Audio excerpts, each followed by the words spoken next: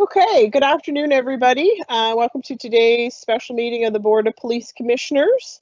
I just wanted to call the meeting to order, and as always, as we start, just to acknowledge that we are in Mi'kma'ki, the ancestral and unceded territory of the Mi'kmaq people. Just want to check audio for the people that are present with us today. Commissioner McDougall, Carol.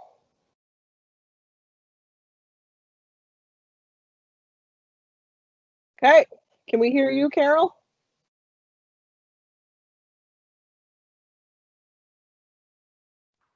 Yes. Okay, perfect.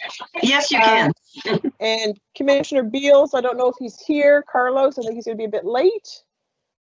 Circle back. Commissioner Blackburn, Lisa. Good afternoon, everybody. Perfect. And welcome to Commissioner.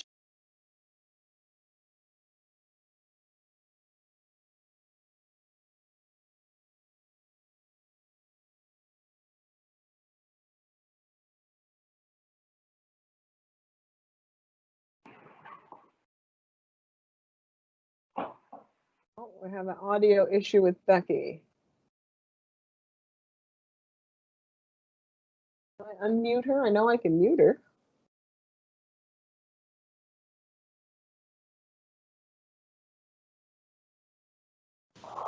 There we go. Something there you go. went on me. So thank you. Hello, everyone. It's a pleasure to be here. Welcome aboard. Commissioner Smith, Lindell. I'm here, accounted for. Great. And then Commissioner Thomas, Tony. Yeah, I'm here. Can hear everybody clearly. So we can make sure we can hear everybody clearly. So first item on the agenda is the swearing in of Commissioner Becky Kent. So just want to extend a huge welcome to you, Becky. You're in District 3. I know it's Eastern Passage, so District 3, Yeah, Eastern Passage, Yes. recently elected to council, but as I understand, you do have some familiarity and some history from a council perspective. So we're very happy to see celebrate your election and also to see you here as part of the Board of Police Commissioners. So before I turn it over to Marty to swear you in, Becky, I just wanted to acknowledge Councillor Tony Mancini and thank Commissioner Mancini for his time, his effort, his contribution on the Board of Police Commissioners. He certainly was an active participant in all of the work that we were doing, certainly and on many, many topics. So we want to extend our thanks to Tony. We would normally have a ceremony, one to thank the outgoing commissioner and one to welcome the incoming one. But with the restrictions of COVID, we'll certainly make alternate arrangements to make sure that we certainly do acknowledge Tony's contribution, but wanted to express our thanks to him today. So I will now turn it over to Marty Ward to swear in our new commissioner, Becky Kent. Thank you, Chair. Councillor Kent, this is our first swearing in virtually, so we have a plan. Okay, so what I'd like you to do is you have the oath of office with you there, do you? You have a printed copy? I do. Okay, so the process we'll follow is I will ask you to read that in a second, right? And then at the end of it, you have something to sign it with? I do.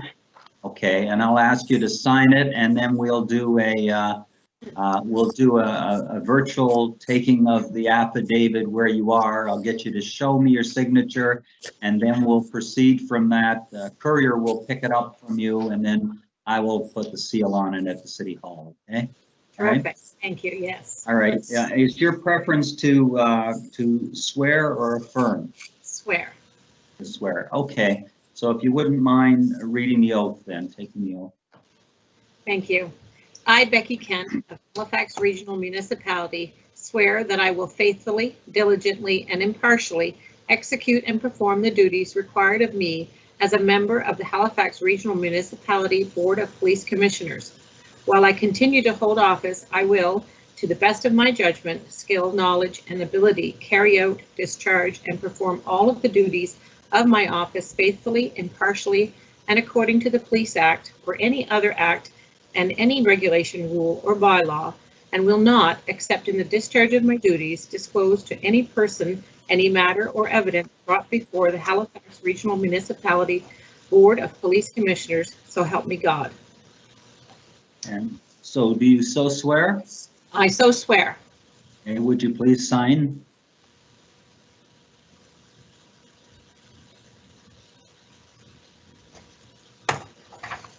And would you please hold it up? Oh, it disappeared into the background. Oh, just give me a second. I'm going to have to see what I can do to turn that off. Background effects. That sometimes takes a minute to take effect. So let's see what happens here. Something always happens when we do things virtually. Try this again. Oh, it is like a seance. And we don't have you. Okay, the background didn't disappear, but she disappeared. Okay, I'm just going to put, I don't know if this is going to work because I can't get down to the part where it will. Just hover your cursor over it. No, it's like it's disappeared. The screen is so big here. Let me Oh. I see. Just Well, let me could we see, perhaps if we could just see you again, okay? put it in front of it. Oh, you can't even see me? Come No. back, Becky, come back. We're afraid that you quit before you started. No, I'm actually in the exact same seat. There you are. So if you hold it directly in front of your face, it won't show, huh? Oh, Okay, Oh, I'll tell you what, oh there we There, go. I can saw see it. there. hold I on. saw it. Okay, People don't usually get scared of Marty that quick and disappear, so. Oh my, isn't No, this interesting? This is. I've seen enough of it. I've seen enough of it, okay? So, okay, so the courier will pick that up from you, and I'm pleased to welcome you as a member of the Board of Police Commissioners for the Regional Municipality of Halifax. Thank you. It's my pleasure to be here. Welcome aboard. Thanks. Okay, so next up on the agenda is community announcements. Are there any community announcements from commissioners for today's meeting? What types of community announcements would these be? So if there's anything in particular going on in your district that you would like us to know about, certainly as a member of the Board of Police Commissioners, we do try and get out to community events as much as possible. So if there's anything that you think is relevant that's important for us to know about, we would welcome certainly any announcements to that effect. Okay, thank you. Hearing none, I guess there's not too much going on in the community under these new COVID times. So next up on the agenda is the approval of the minutes for November 16th special meeting. I'll ask if someone could make a motion to approve the minutes. I so move, Lisa. Moved by Lisa, seconded by Carol. Is there any discussion of the minutes? Any comments, corrections, omissions that people would like to bring forward?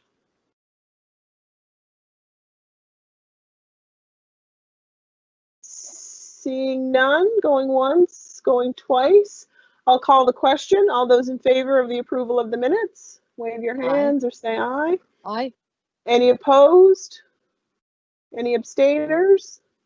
No, the minutes are approved. Thank you very kindly.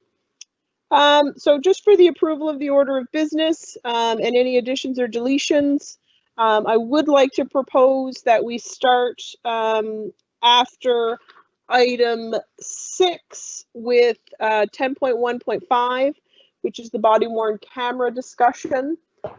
Then proceed with 10.1.3, the HRP budget discussion, 10.1.4, the RCMP budget discussion.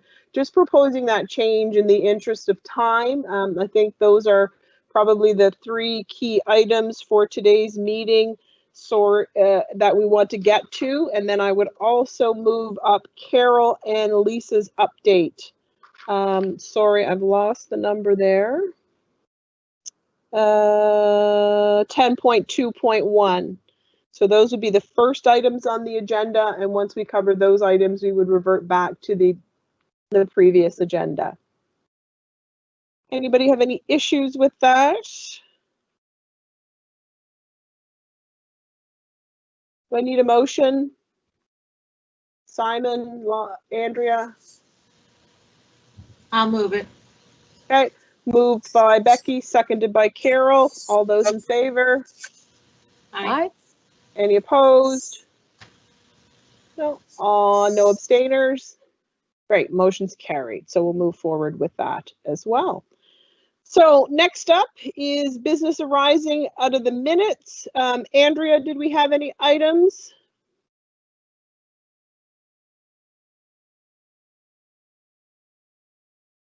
Not hearing any. I'll assume there were none. And then number 6, call for declaration of conflicts of interest. Do we have any conflicts of interest to be declared for today's meeting? Seeing none, that's great. So then the first item on the agenda will be 10.1.5. And that is the update on the body-worn camera pilot program, a presentation from HRP. And I'll turn that over to Chief Kinsella, with apologies to Greg Robertson for not being able to remember his name. But I'll get Chief Kinsella to introduce Greg.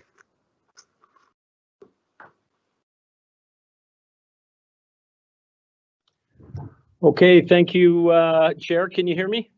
Yeah. Okay, thank you very much. I appreciate the opportunity to come and present to the board today. In July, the Board of Police Commissioners put forward a motion to bring a report back to the board on the feasibility of body-worn video for the Halifax Regional Police.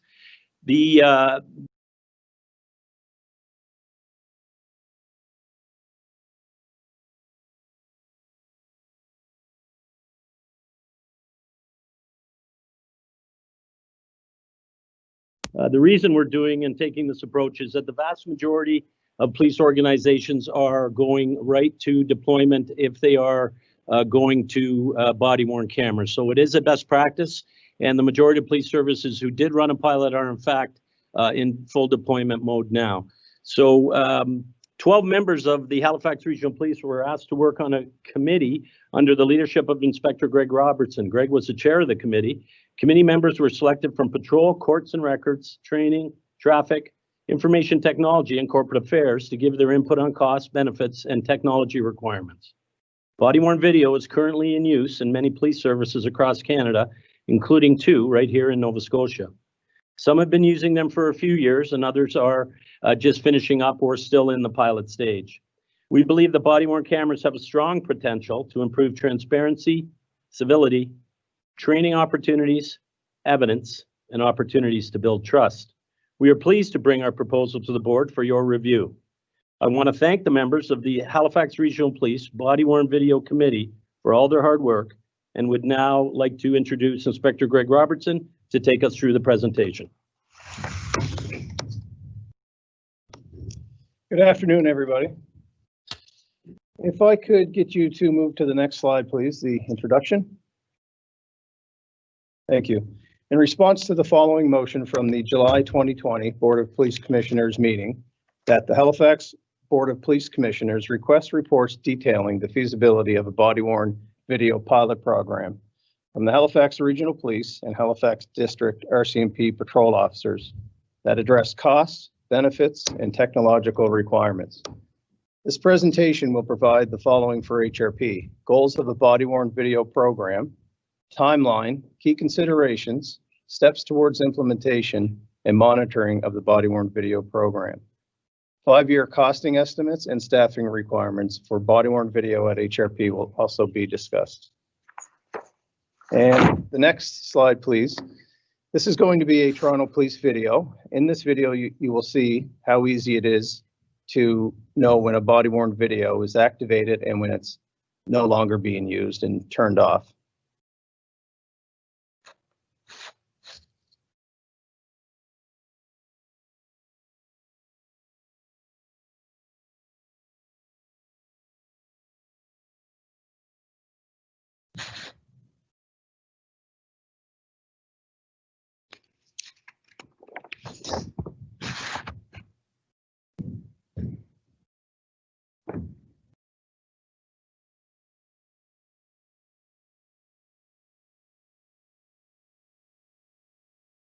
There is audio associated to it, so if the controller could increase the volume.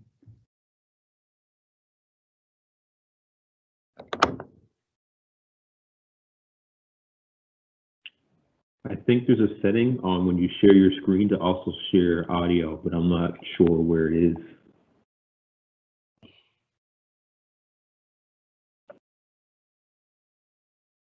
And that would be for the, whoever's controlling these slides? Right. Yeah.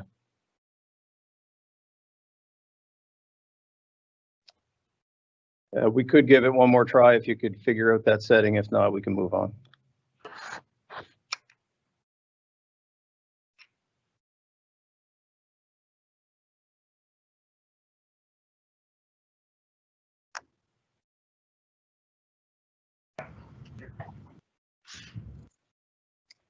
We can move on if there's issues with that. Maybe we can look at it at the end. Just not playing the audio to the videos. I can describe it. So basically what you're seeing here is when the officer presses in on that large round button and you can see the LED lights flashing, is describing that there's an audible tone. So a member of the public would be aware that that body-worn video is recording, and the same thing when he presses it a second time to turn it off, the lights stop flashing and the video, it would show that it's off. So that's fine. We can move on to the next slide.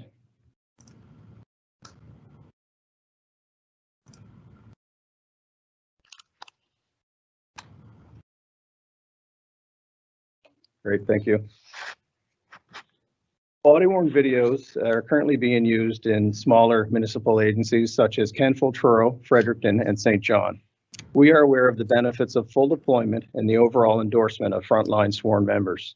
Initial conversations have already occurred with the Office of Privacy Commissioner, Public Prosecution Service, and the Department of Justice. Pending funding approval, we are confident we can deploy body-worn video based on our phased implementation timeline. The goals for establishing a body-worn video program include enhanced transparency and accountability, increased public trust and confidence, improved evidence gathering in a wide range of police responsibilities such as crime scene evidence, statement taking, use of force incidents, public complaint resolution, and using videos for training and improving police performance. And the next slide, please.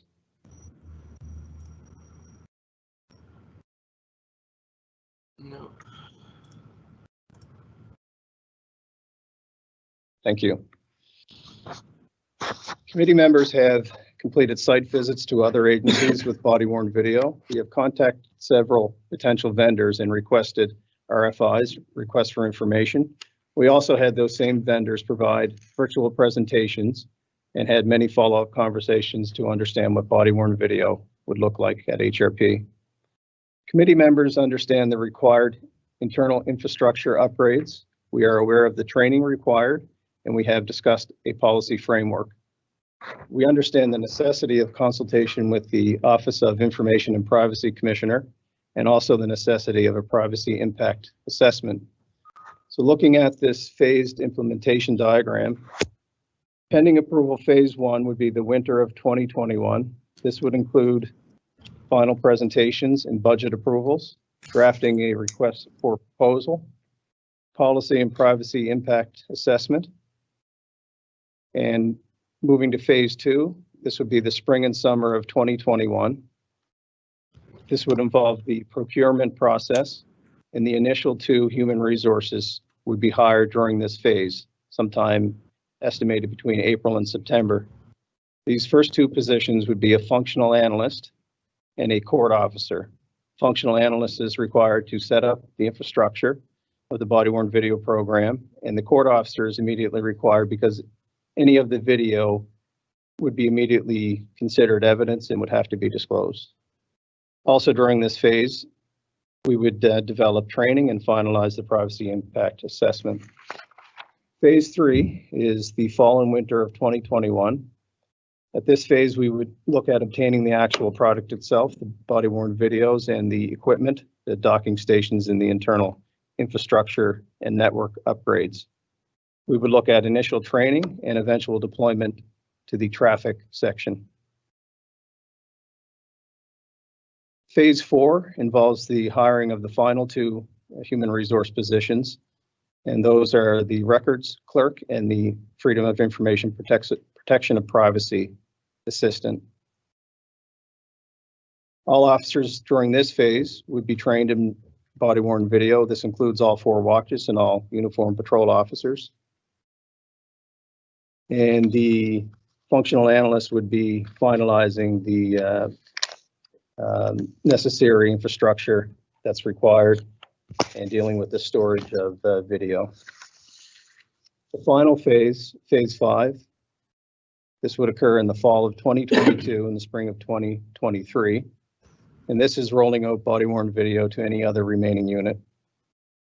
For example, the public safety unit, perhaps mobile mental health unit. And during this phase, we could begin to evaluate the body-worn video program itself. Throughout all phases, public communication and outreach and internal monitoring of the body-worn video program would occur. And that's it for that slide. We can move to the next. This video, you're about to see if it plays properly, will show at the end of an officer's shift the necessary downtime. And this includes uploading a video, tagging the video,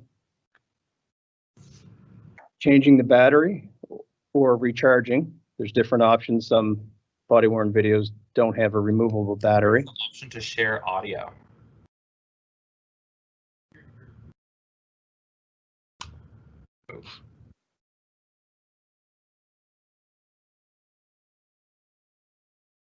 This doesn't play the audio.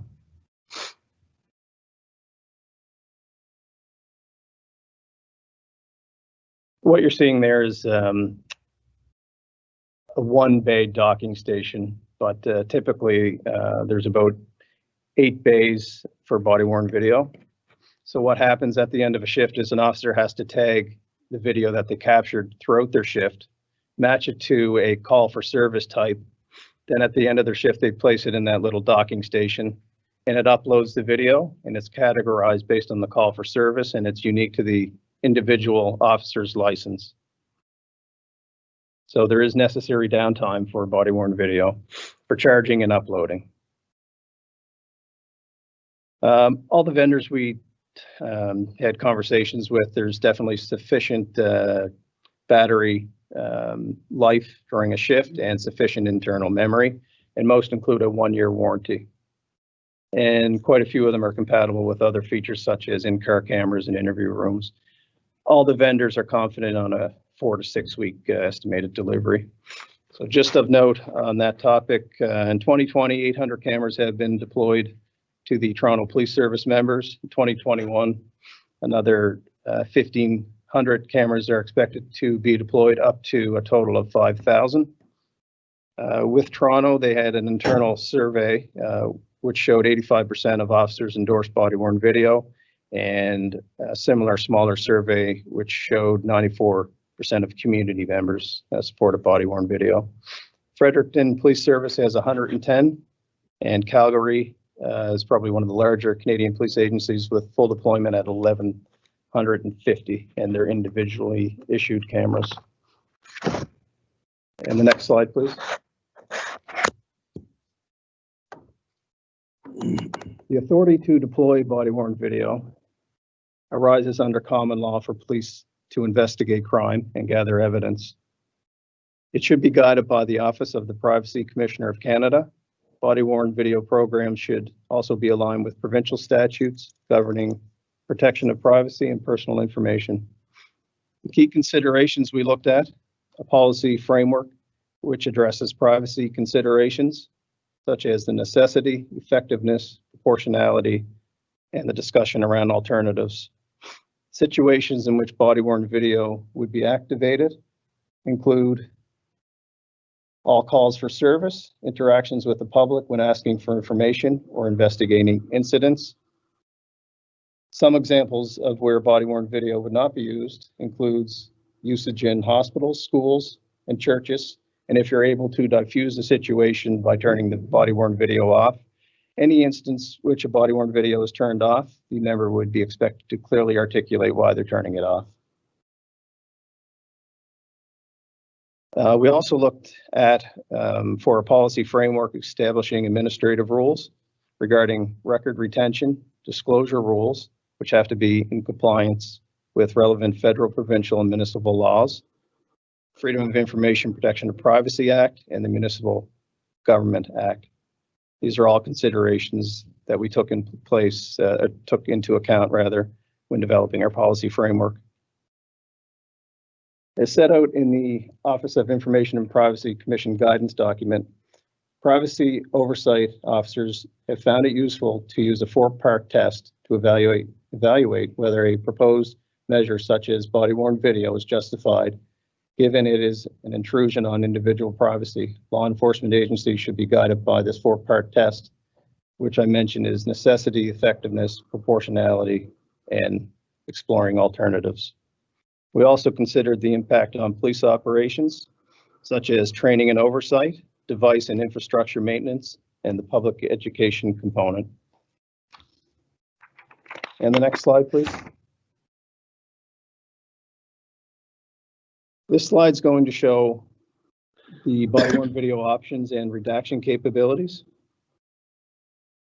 So this part's important because this is the necessary software which is involved when you're vetting a video. So third-party considerations, people captured in the video that do not have any relevance to the incident. And most vendors have great software applications which you select a shape and it follows the shape throughout the video, removing that shape from the video. And that's necessary because any third parties involved in the video have to be removed for court disclosure and FOIA POP request.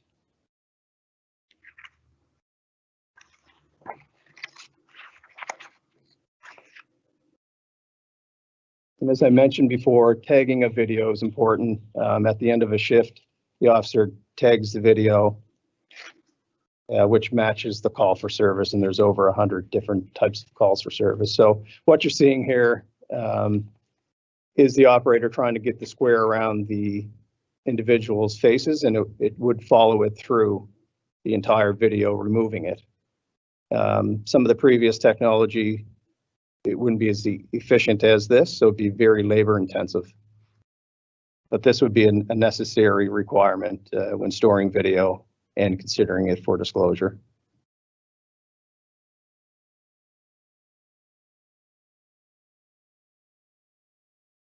Some of the other options while this is playing, I'll mention is talk to text for statements. So taking a statement with your body-worn video and having it auto transcribe the statement.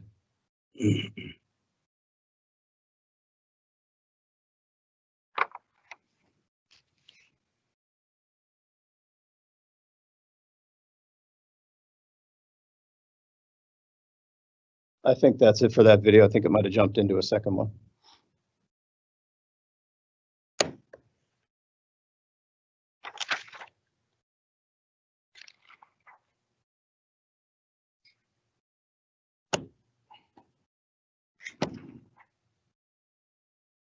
And slide 9 when you're ready.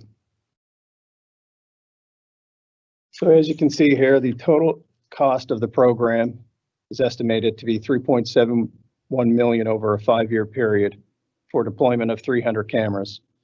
Initial year 1 capital startup cost is approximately $795,000.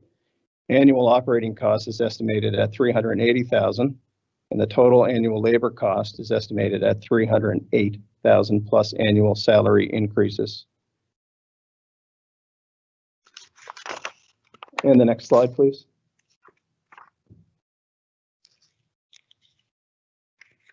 So here with the capital cost, you can see it is broken down in years 21, 22.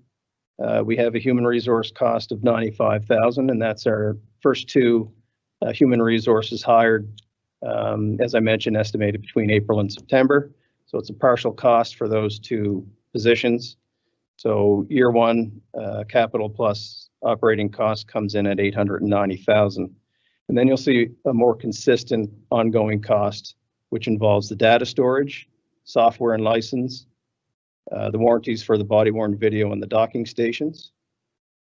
And the technological subtotal is $380 for years 2, 3, 4, and 5. The only difference below that column you'll see is a human resource cost. In that row, you'll see a slight increase year to year, and that's estimated with taking into account an increase in salaries. So if we move all the rows over to the last column and we add them up, that's how we get our 3.71 million.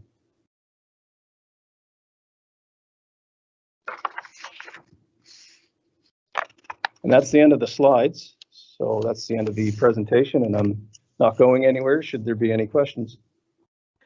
Thanks, Inspector Robertson. As we normally do, we'll just work through the commissioners to see if we have any questions. Carol, start with you. Thank you very much. Thank you for the presentation. And I do have a couple of questions.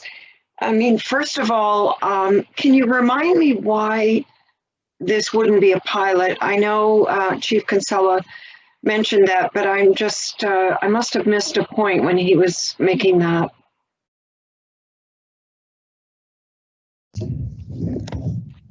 Thanks, Commissioner, and through you, Chair. So the vast majority of the pilot programs turned into deployment. Pilot programs historically are run with much fewer cameras over a much narrower base of officer deployment. So you'd be looking at, you know, a potential, you could do a deployment of whatever you would like. It could be 10 cameras, it could be 50. With the size of our service and the community that we serve, it's a best practice now to go right to deployment if you are thinking about having body-worn cameras. Some of the dangers and some of the risks involved to the pilot are limited numbers of officers on the street with them. Still have to do disclosure and be ready for FOIPOP. It opens it up to a little bit of liability when some officers have them, some do not, and the potential that officers will show up at calls without being equipped with a body-worn camera. And it's important to remember that body-worn cameras are just another tool amongst all the tools that the police have. It is important also to remember the value that they bring to the recorded state of any interaction that they might have with members of the community, and the benefits there too, whether it be for transparency, court purposes, training. There's a number of areas where they assist. So we can still do a pilot. If a pilot is the wish of the board, we can scale it back to 50 cameras or 10 cameras, whatever, you know, whatever is the will of the board, and we will certainly deploy that. The downside to that is at the end of the pilot, the recommendation will be that we get body-worn camera program here with HRP. That is the consistent message from all police services across the country, and particularly major police services such as Halifax. We're a major city, we're a capital city. That is our suggestion, but we're in the board's hands on this and can scale this back. We'll be in the area of $200,000 a year for a pilot. At the end of the pilot, we can evaluate to see the benefits and bring those back to you if that's the will of the board.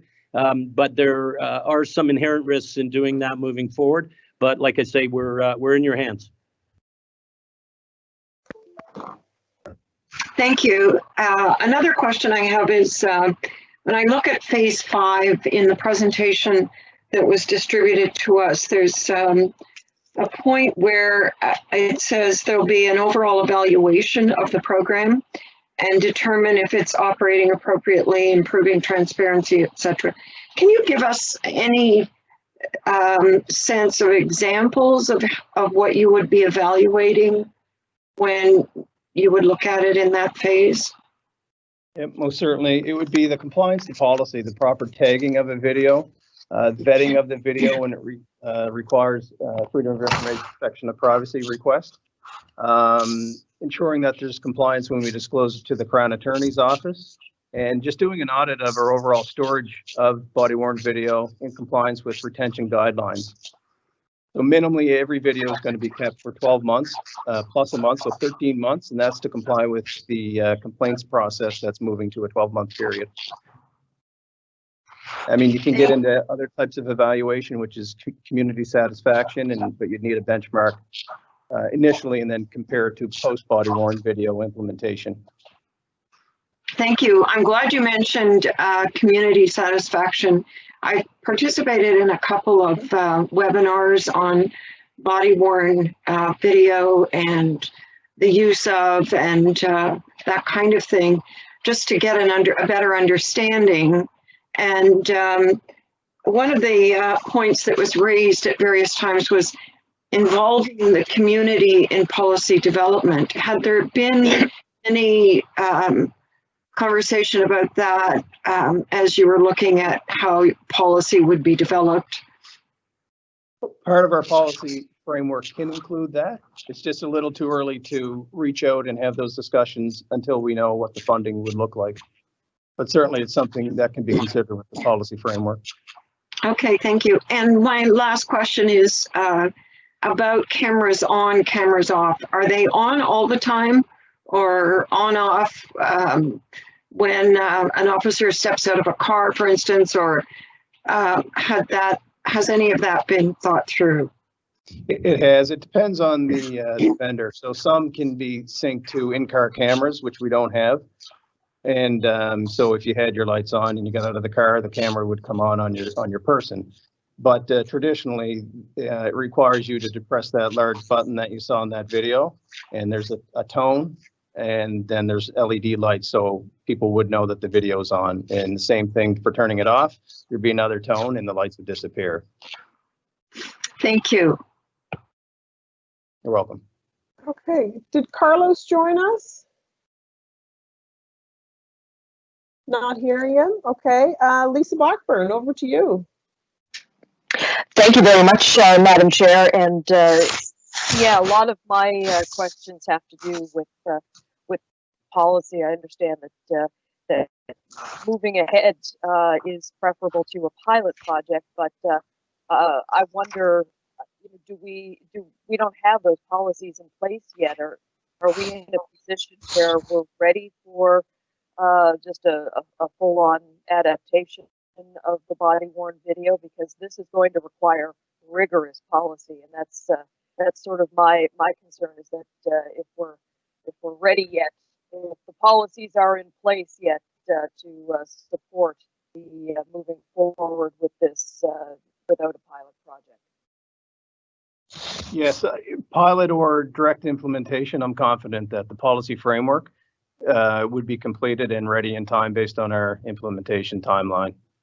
We've already considered a lot of aspects of it, looked at other departments and their policies. We know we have to engage Office of Privacy and Complaints Commission and to complete a privacy impact assessment. So we know the steps required, and I'm confident, pending approval, that we can meet it in our timeline, up to including the initial rollout to the traffic unit. Okay, thank you very much. You're welcome. Okay, Becky, questions from you. Thank you, Madam Chair. So some of my questions might be questions you guys already know the answer to, but it will help me. But mostly related to some questions within the slide.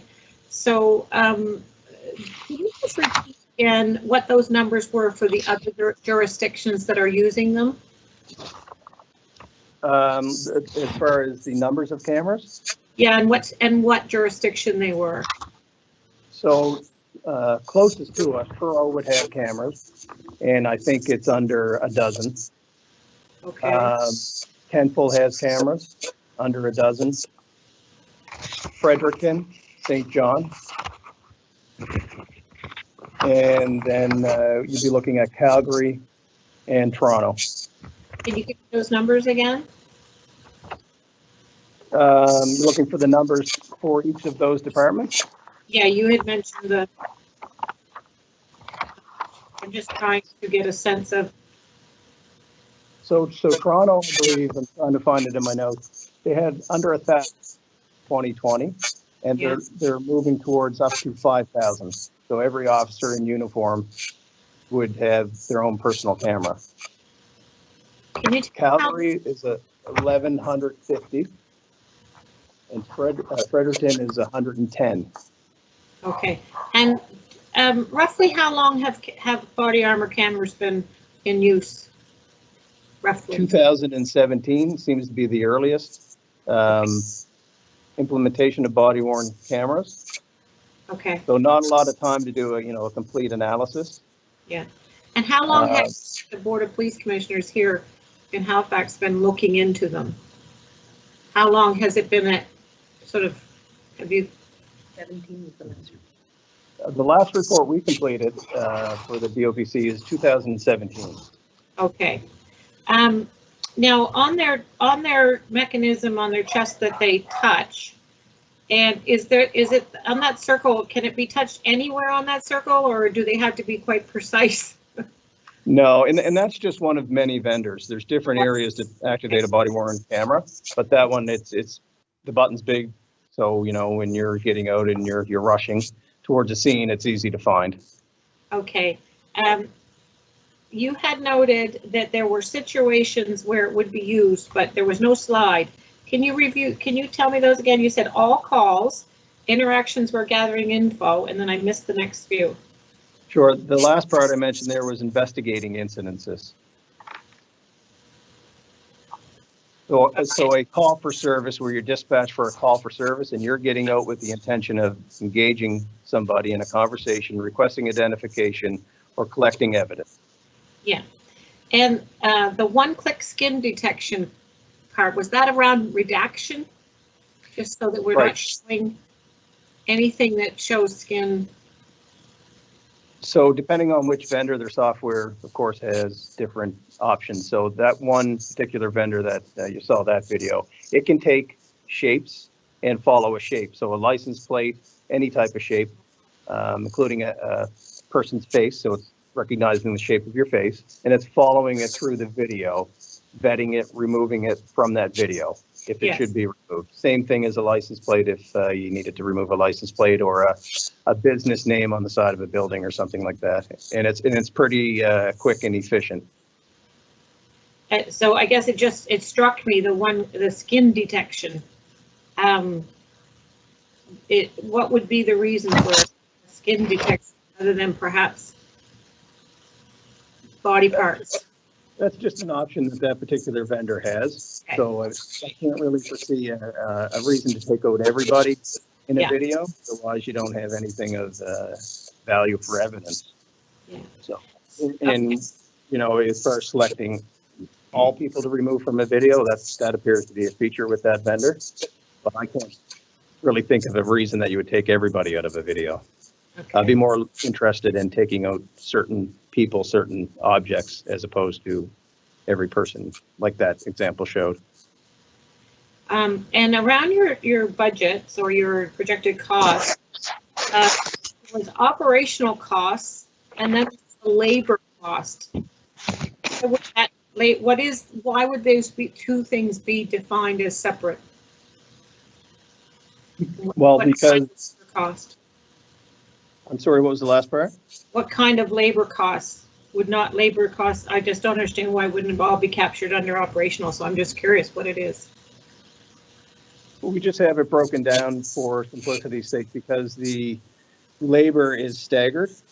In the initial implementation phase 2021, we have 2 different positions starting between April and September. And then later on, we have the final 2 positions. So we just, for simplicity's sake, showed the differences when 2 of the 4 positions start.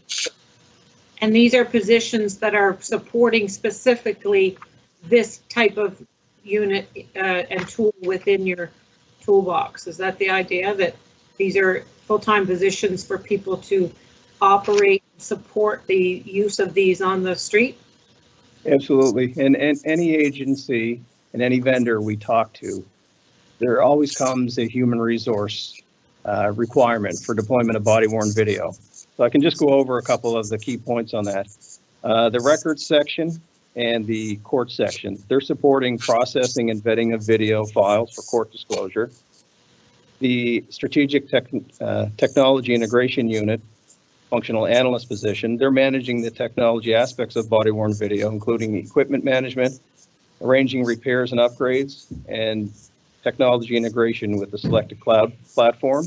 And the FOIPOP position is required because there is going to be an additional ask of body-worn video footage through FOIPOP request. Okay, so in your reference, so I think it was around the same slide where you had an increase in salaries. That's in reference to these positions. Yes, that's just an estimated annual increase in salaries. Okay. Madam Chair, thank you. Thank you. Lindell, over to you. Thank you, Chair. And thank you for the presentation. So a couple quick questions. Some of them were already mentioned. So one of the things when I read the report on the technology, what would have been beneficial for me, and I'm not sure if any other folks feel the same way, would have been good to see some of cited some of the research that has happened around body-worn cameras. And I know there's a little bit talking here, but even if you do a quick Google Scholar search, there's a lot of good resources that talk about body-worn cameras, and some that are supportive and some that are not supportive. And when I think about the complexity that we're trying to deal with as a city, especially dealing with race, many of the reports and scholarly papers around that speak on the fact that body-worn cameras don't actually deal with those issues that advocates and community members are feeling when it comes to race.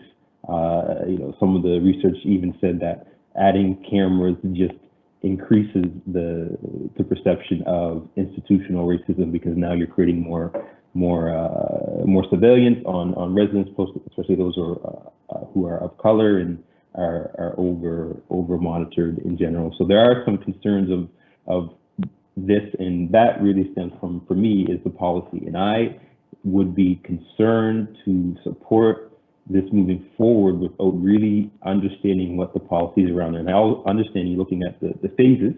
We do, that will be part of the work going forward.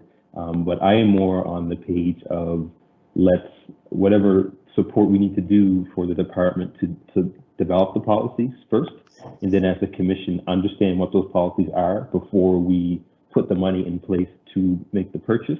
So I would be more supportive of developing the policy first, then coming back to the commission for that discussion of do we want to do the implementation, and are we comfortable with that? Because I understand once we, and I could be wrong, maybe you can correct me, when I look at the implementation, if we support this today, we support the purchasing.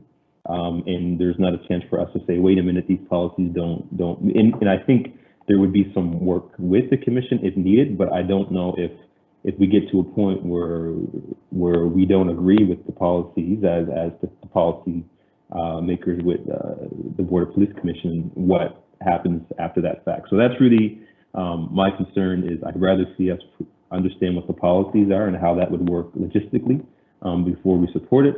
And I don't know if you have any comments on that. And the other thing that would have been beneficial too is in the report, kind of talking about the research, is when I look at the benefits, most of them focused on the officer, and it would have been great to understand, well, what are the benefits, or even some of the negative pieces for not just officers, but for residents and those who are interacting with police. So those are some of the not just concerns, but my comments, and if you want to follow up with any of that, I'd be happy to hear. And other than that, that's it for me. Yeah, thanks, Commissioner, and through you, Chair. So just on the data piece, the data is inconclusive across the board, as you mentioned, or at least the data that we've been subject to. You may have something that we don't have, but the data is inconclusive. They haven't been in operation for a tremendous amount of time to be able to do the analysis and the review. There are some little more in-depth studies coming out of the US and places that have had them longer, but certainly the Canadian experience is not there yet. To your point of preparing policy in advance of a decision by the board, we could certainly prepare draft policy. We kind of will need some direction after today as whether you would prefer a pilot The policy will be somewhat different, be very similar in regards to what we get and how we define the operational piece of it.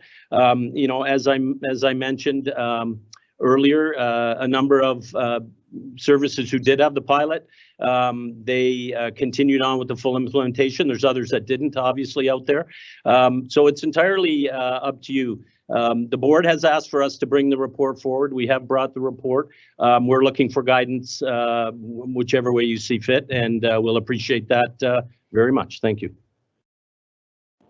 One thing I would just add, Lindell, just regarding the policy piece, it's a good time to remind the commissioners that we have a work plan that includes a policy review in conjunction with HRP that I think this would fit nicely with, but we don't have anybody that's come forward to take that on as a project. So I think, I agree from a policy perspective, whether we do that first or we make that contingent upon, going live, that there is a policy development piece that we need somebody, as part of the board to work with HRP on that broader policy framework, because I think there's lots of work to be done on that. That would include the body-worn video piece as well. So just that reminder out to commissioners, if someone does have that interest from a policy perspective, that is one item that we are certainly lagging on from a work plan perspective because no one's stepped up to lead that piece.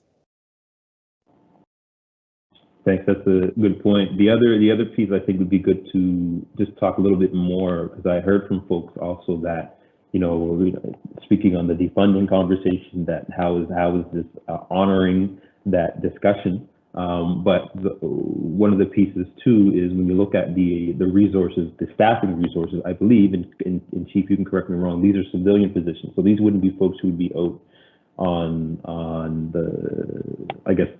the ground. These would be folks most likely in the offices doing work, vetting the film, doing, I don't know, all the things they would do. I'm not exactly sure, other than reading the report, what they'd be doing. So are there any policing uniform additions to this, or is it just labor for civilians?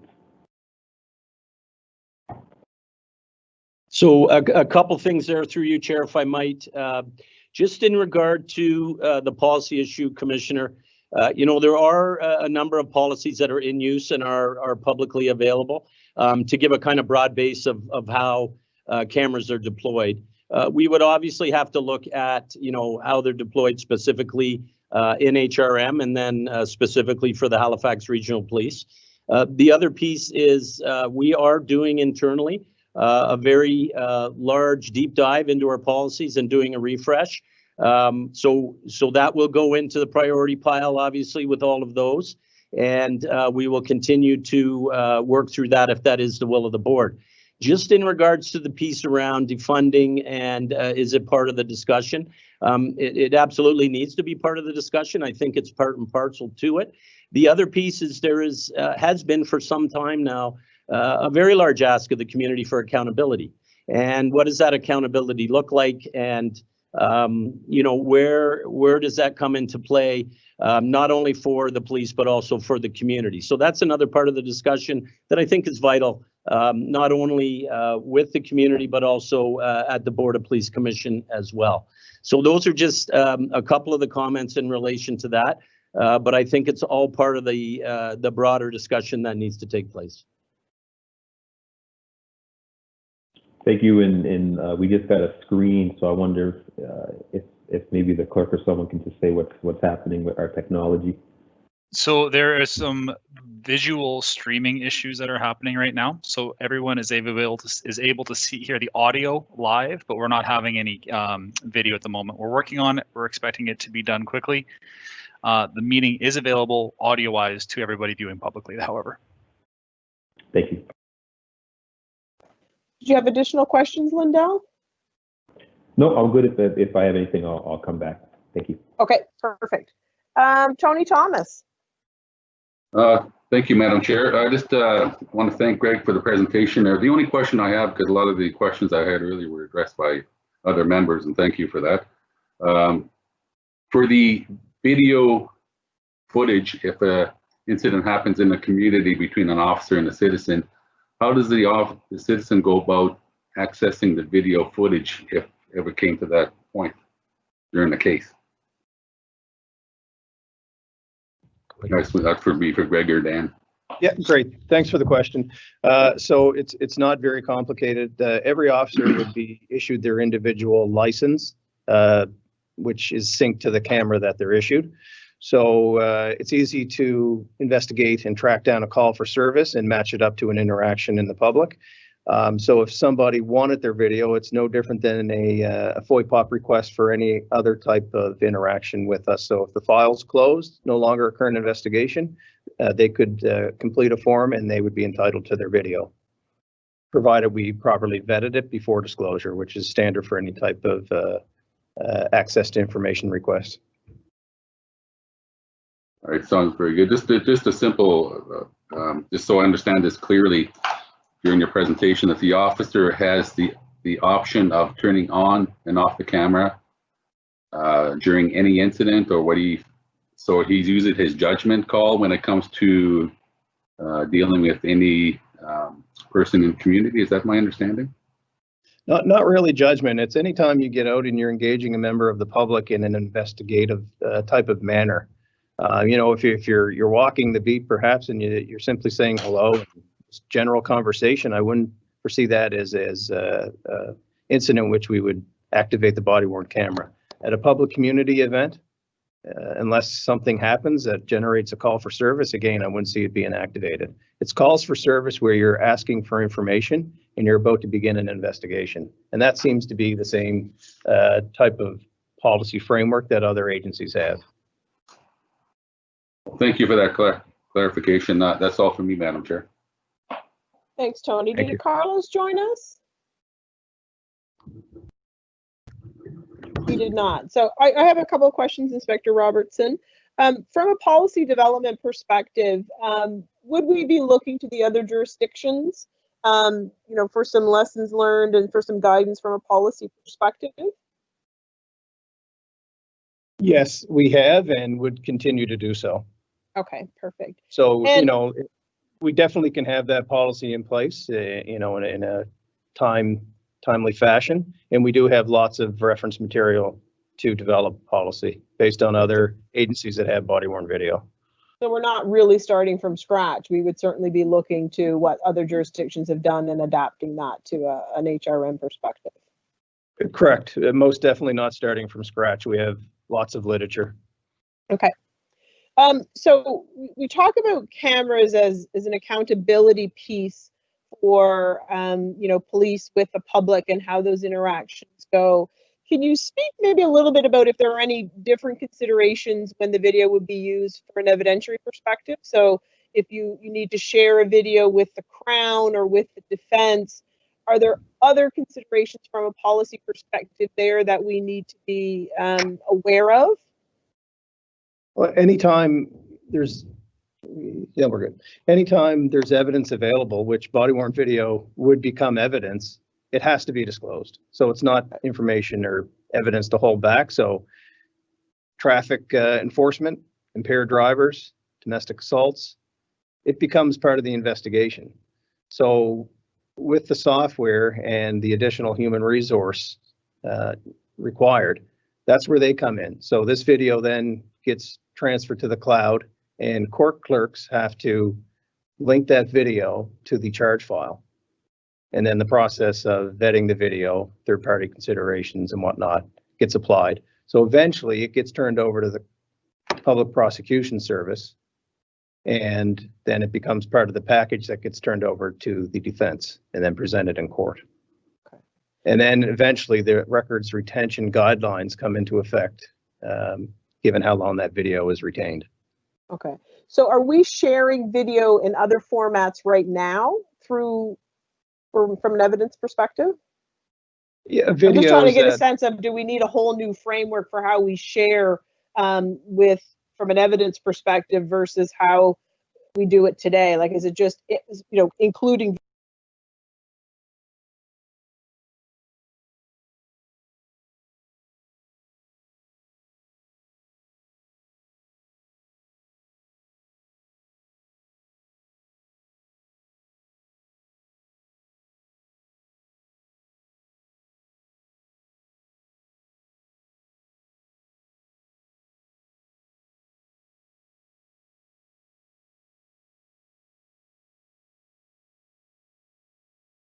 projects in the background as well.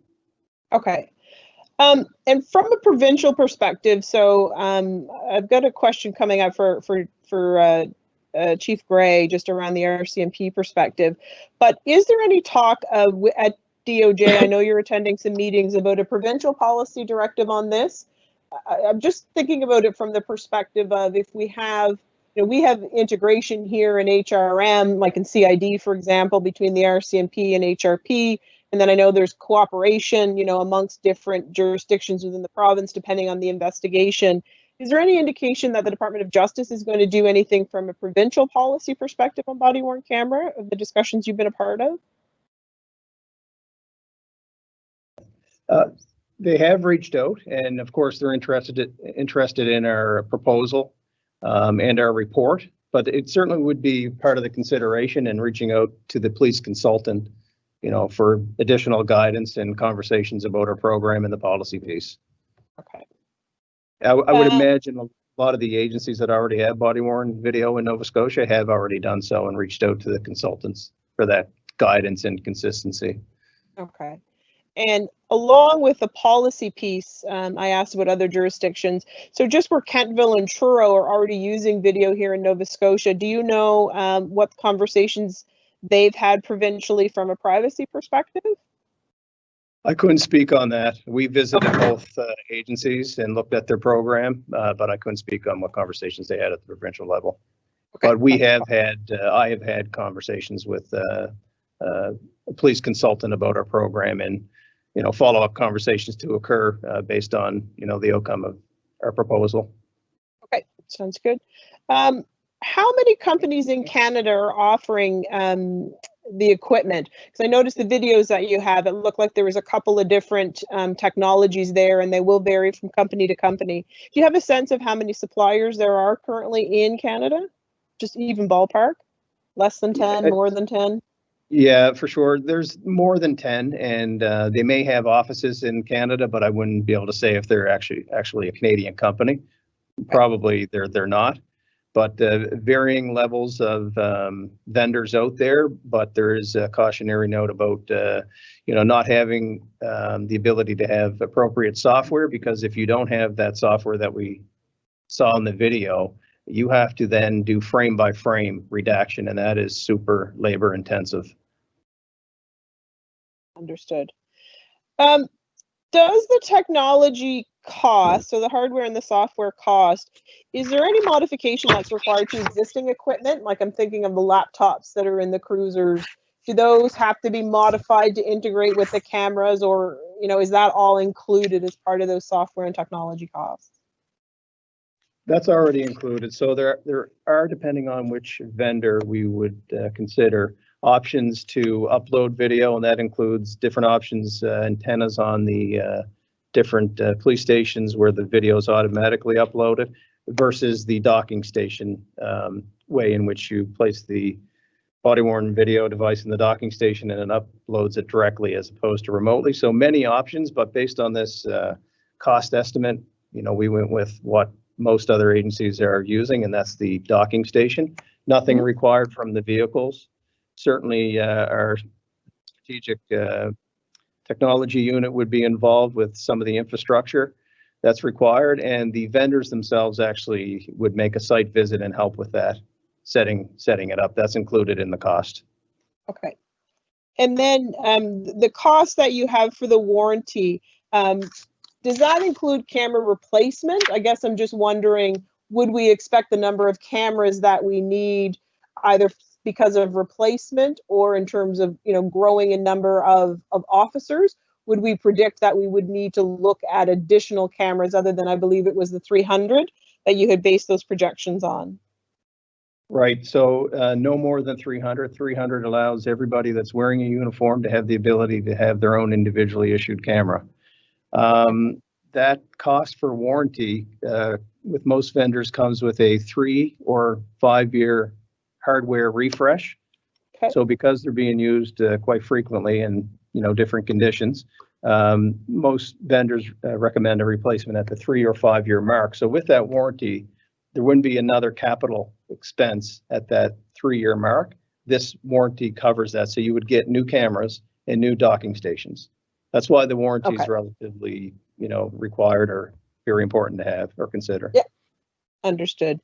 And then just from a cost savings perspective, just in talking to the other jurisdictions, just wondering if their experience has been that there's any savings, I guess, from body-worn cameras. And I guess a couple things that come to mind would be courier costs, for example. If you're having to send written documents, somewhere and couriering information versus now perhaps a better opportunity to send them electronically. Any impacts on the complaints process? Is it reducing, the number of complaints and the time to process and investigate those complaints? Just wondering if they've seen any gains either from a cost or a productivity perspective in the other jurisdictions that you can speak to. I can, and a lot of this comes from the vendors as well, and you hit all the points, which is, if you have body-worn video of an incident and it's going through the court process, there has been evidence to suggest a resolution in the sense of perhaps early guilty pleas. And complaints process, again, having the video there speaks volumes, and I would expect quicker complaint resolutions as well. The ability to have talk to text when taking statements certainly speeds up statement taking. So there's several benefits to it. As far as the flip side of that, there's not much extra time required other than the tagging of the video during the officer's shift. Okay. And my last question for you, why traffic as the first unit? Just curious. Just because it's a lower number, to have 15 people initially trained and work out some of the issues that perhaps will arise. It just seemed like the logical choice. And then we get into watches, and that could be during block training or it could be presentations during briefing. So it just seemed to be the easiest unit where they're a smaller number as opposed to targeting all the watches. Okay, that's great. Thank you. So my last question is actually for Chief Ray. Chief, I know that there's some work going on with the RCMP from a piloting perspective that was announced, I do believe, a few months ago by the commissioner. So just wondering, A, if you can comment on that, and then sort of the second part to that, just wondering if there are any issues that you would see with, where a department like CID is integrated with sort of operating potentially two different systems, two different vendors for the RCMP versus HRP. Thank you for your question, Chair. So just a little bit of background. So we've been using body-worn cameras since 2010 in the RCMP. We have 75 currently nationally, and traditionally, I guess we'd say we use them for public events or planned events. Over the period of the 10 years, we've actually put, for a period of time, we had a moratorium on the use of them, mostly because the technology and the policy was changing so quickly. They did a full pilot previously in 2013, and then again, because of the technology and the funding attached to it, they stopped. We've moved forward again. Now we have a pilot that's currently ongoing. However, we've already done a tender, and the RFI is closed. And we have 22 vendors that have put their applications into the RCMP for consideration. The pilot that's running in Nunavut started in November. Use that jurisdiction, that division, for a number of different reasons, which I've already expressed to the board. Part of that pilot also includes significant consultation with our Indigenous communities and their elders. So to Commissioner Lindell Smith's point in regards to engagement with the community, in regards to their perception, as well as their thoughts towards that. Media, we have an other internal advisory groups, not to mention Privy Council and other police services that are also part of this pilot. The pilot is also the first time we've used the cameras for our general duty police officers as opposed to public safety order officers. And of course, it's phased in with 3 phases in order to try to accomplish the pilot as quickly as possible in regards to changing or doing assessments as we go.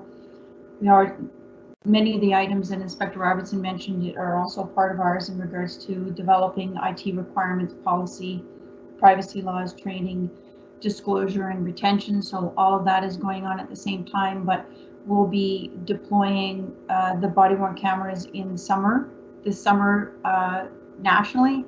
And then, of course, because the tender will close in the spring, and it will be 18 months before the country is fully deployed. First 3 years of our the body-worn camera program within the RCMP will be paid federally. So that allows the jurisdictions, the different jurisdictions, to be able to factor this into future budget planning. And so there'll be more messaging on that as we move forward. It looks like the recoveries will begin in 2024 for the municipalities and for the contract divisions. When it comes to your question in regards to the integration piece, certainly, we would have to ensure that the policies and practices, because currently operationally we do have some policies and practices that are different between HRP and ourselves, which for the most part we've been able to accommodate and work around that. I think that we would both ensure that as we kind of move forward through these pilots, that we're alive to the pressures that each of us has in regards to retention, Versadex, communication, equipment storage, those kinds of things, which I'm confident that will happen. Thank you, Chief. Appreciate that. Jacques, before I go back to the commissioners, Jacques has a question. Jacques? Yes, thank you. I just wanted to, I may have missed this in Janice's response. I just wanted to know whether the RCMP has any body-worn cameras currently in use within HRM, and does it have any plans to implement here, and if so, when? Through you, Chair, no, we do not have any in HRM presently, and any messaging or communication with yourself as well as our partners with HRP will be, far in advance before we are deployed or assigned any of those. We're not in a situation right now where we would need them. From a divisional perspective, throughout Nova Scotia, we have used them in recently in the fisheries dispute, but again, that's a public order situation as opposed to a criminal investigation. So quick answer would be no, John. Okay, so I'll just go back to the commissioners. Carol, did you have anything additional? No. Carlos is not able to join us. Lisa Blackburn? No further questions from me. Thank you. Right. Becky? Yes, thank you, Madam Chair. So I just I need to make sure I'm understanding what we need, what Inspector or Chief Kinsella needs today, because Commissioner Lindell Smith, you mentioned that you thought that whatever we do today would mean we've endorsed this. Is that correct? Because I don't know of any, I don't see a recommendation, I don't see a motion that might be before us. To me, direction and a decision could look differently. So can you clarify that, Madam Chair? Yeah, I think what the intent was today was for the presentation to come from HRP to do what we had asked them to do. So I think if we've satisfied sort of all the questions, then that would be, the next step. Do we have someone that is prepared to make a motion? Are we looking for additional information that would form the basis of direction for HRP to come back to us? We'll have that discussion once we've rolled through all the questions to get an understanding of where everybody's comfort level is. Okay, thank you very much. And so I just want to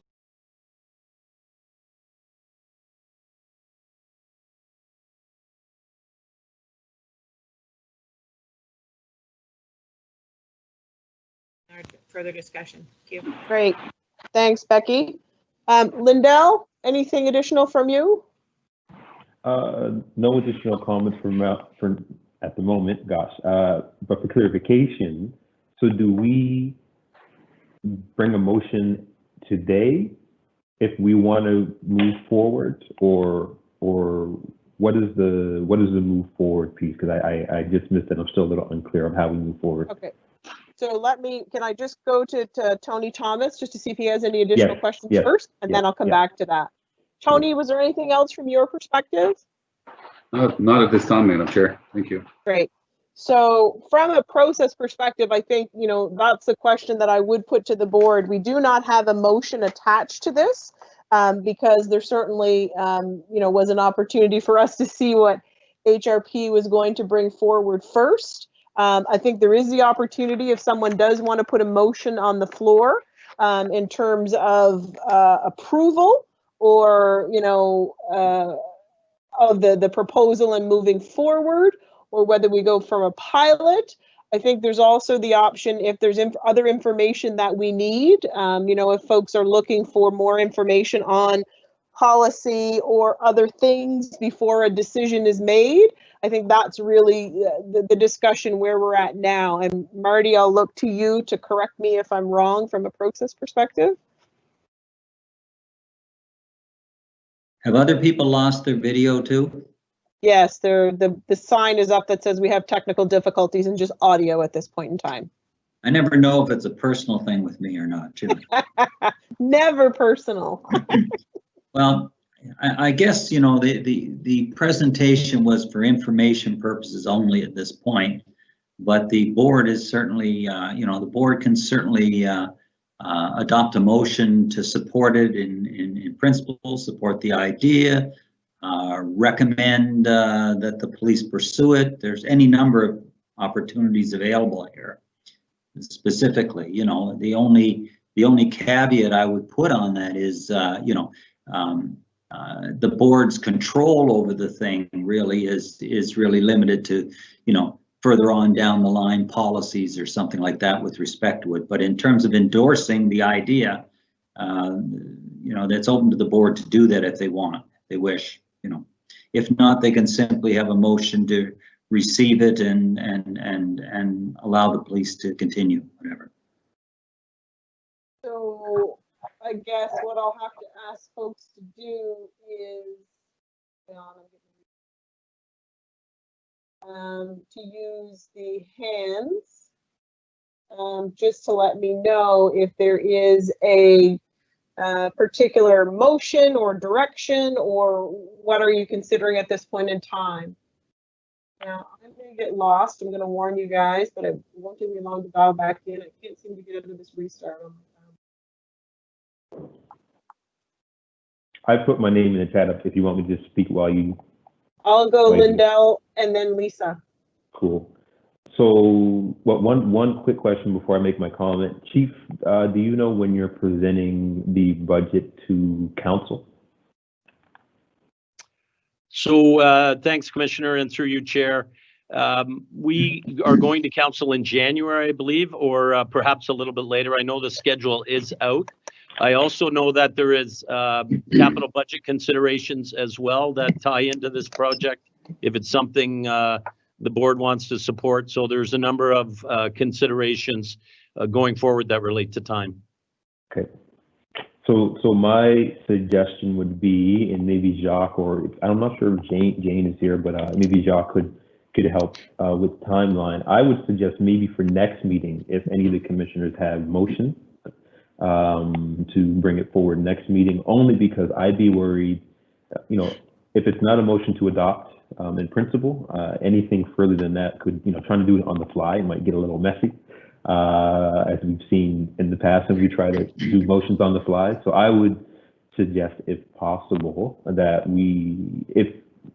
don't know if we have to defer it and then bring a motion forward or what the process was, but I would suggest that we come next meeting with a motion on this item and then have a discussion on that. If that's the will of the committee. If not, we can come up with something today. So, Lindell, I guess I would just add that would we be looking for additional information from a research perspective as well? So for me, if I was to make a motion from my perspective today, it would be for us to get further information on research, develop the policies in principle, and also with the budget consideration, again, timing is something, because if we do it this budget, it has to come soon. Is this something that we want to save for next budget? Because I'm not sure if there's any urgency other than this was asked by the commission.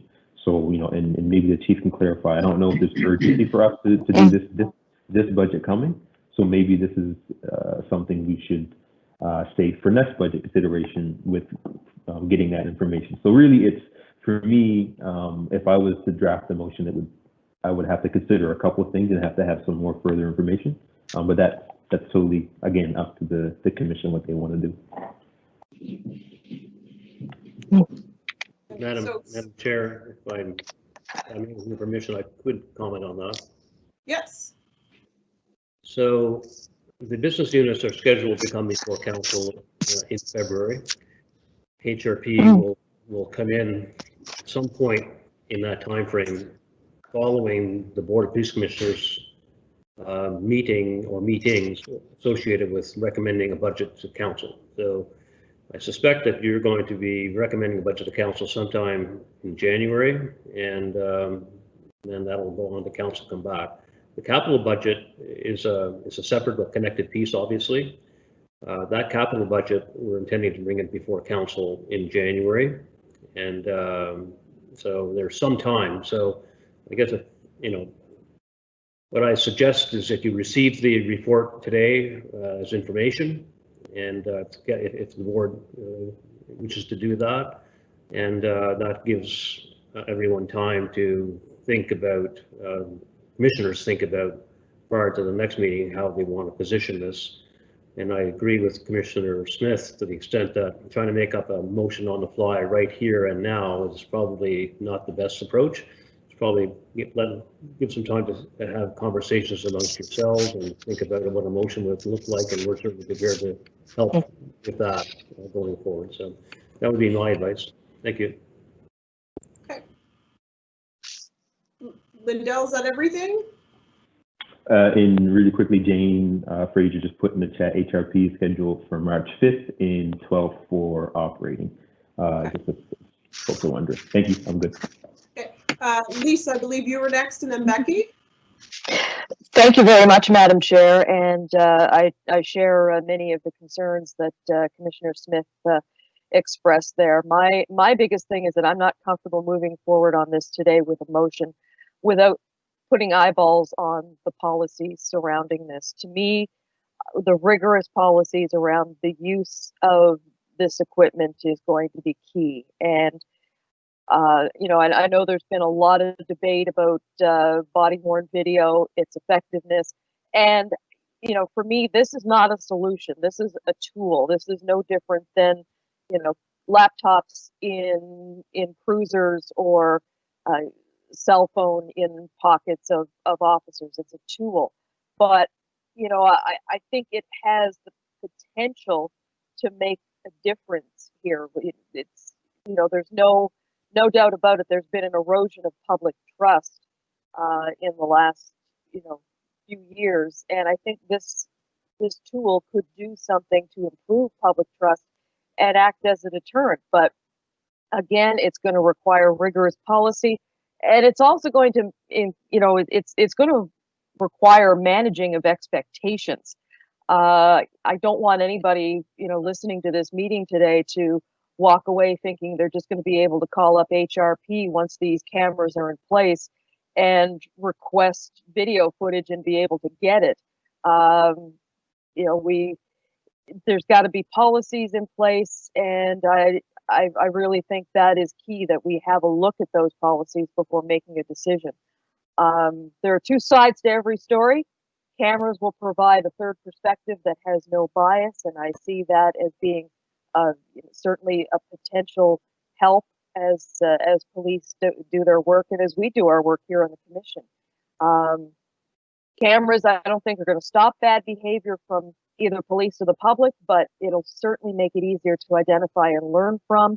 But again, for me, it's the policy. So I'm not prepared to move a motion or vote on a motion today, but would like to see if some of those policies that have already been drafted can be sent to us just for a look to see how this tool will be used going forward. Thank you.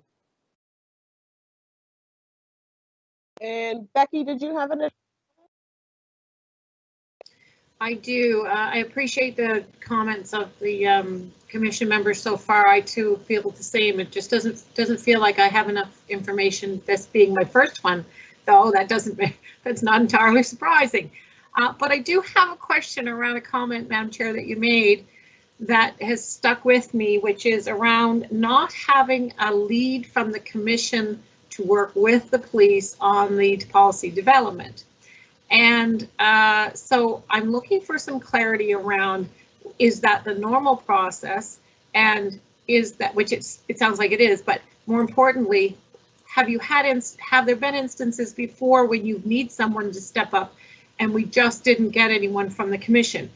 From my perspective, beyond the fact, let's pretend that I have been a long-standing commissioner, I still may not have what I feel is the best tool set or experience or knowledge behind me to step up and take on such a critically important role. Where every time, particularly around public trust, every time we create new policy and bring in new tools for the toolbox, we want to get this right.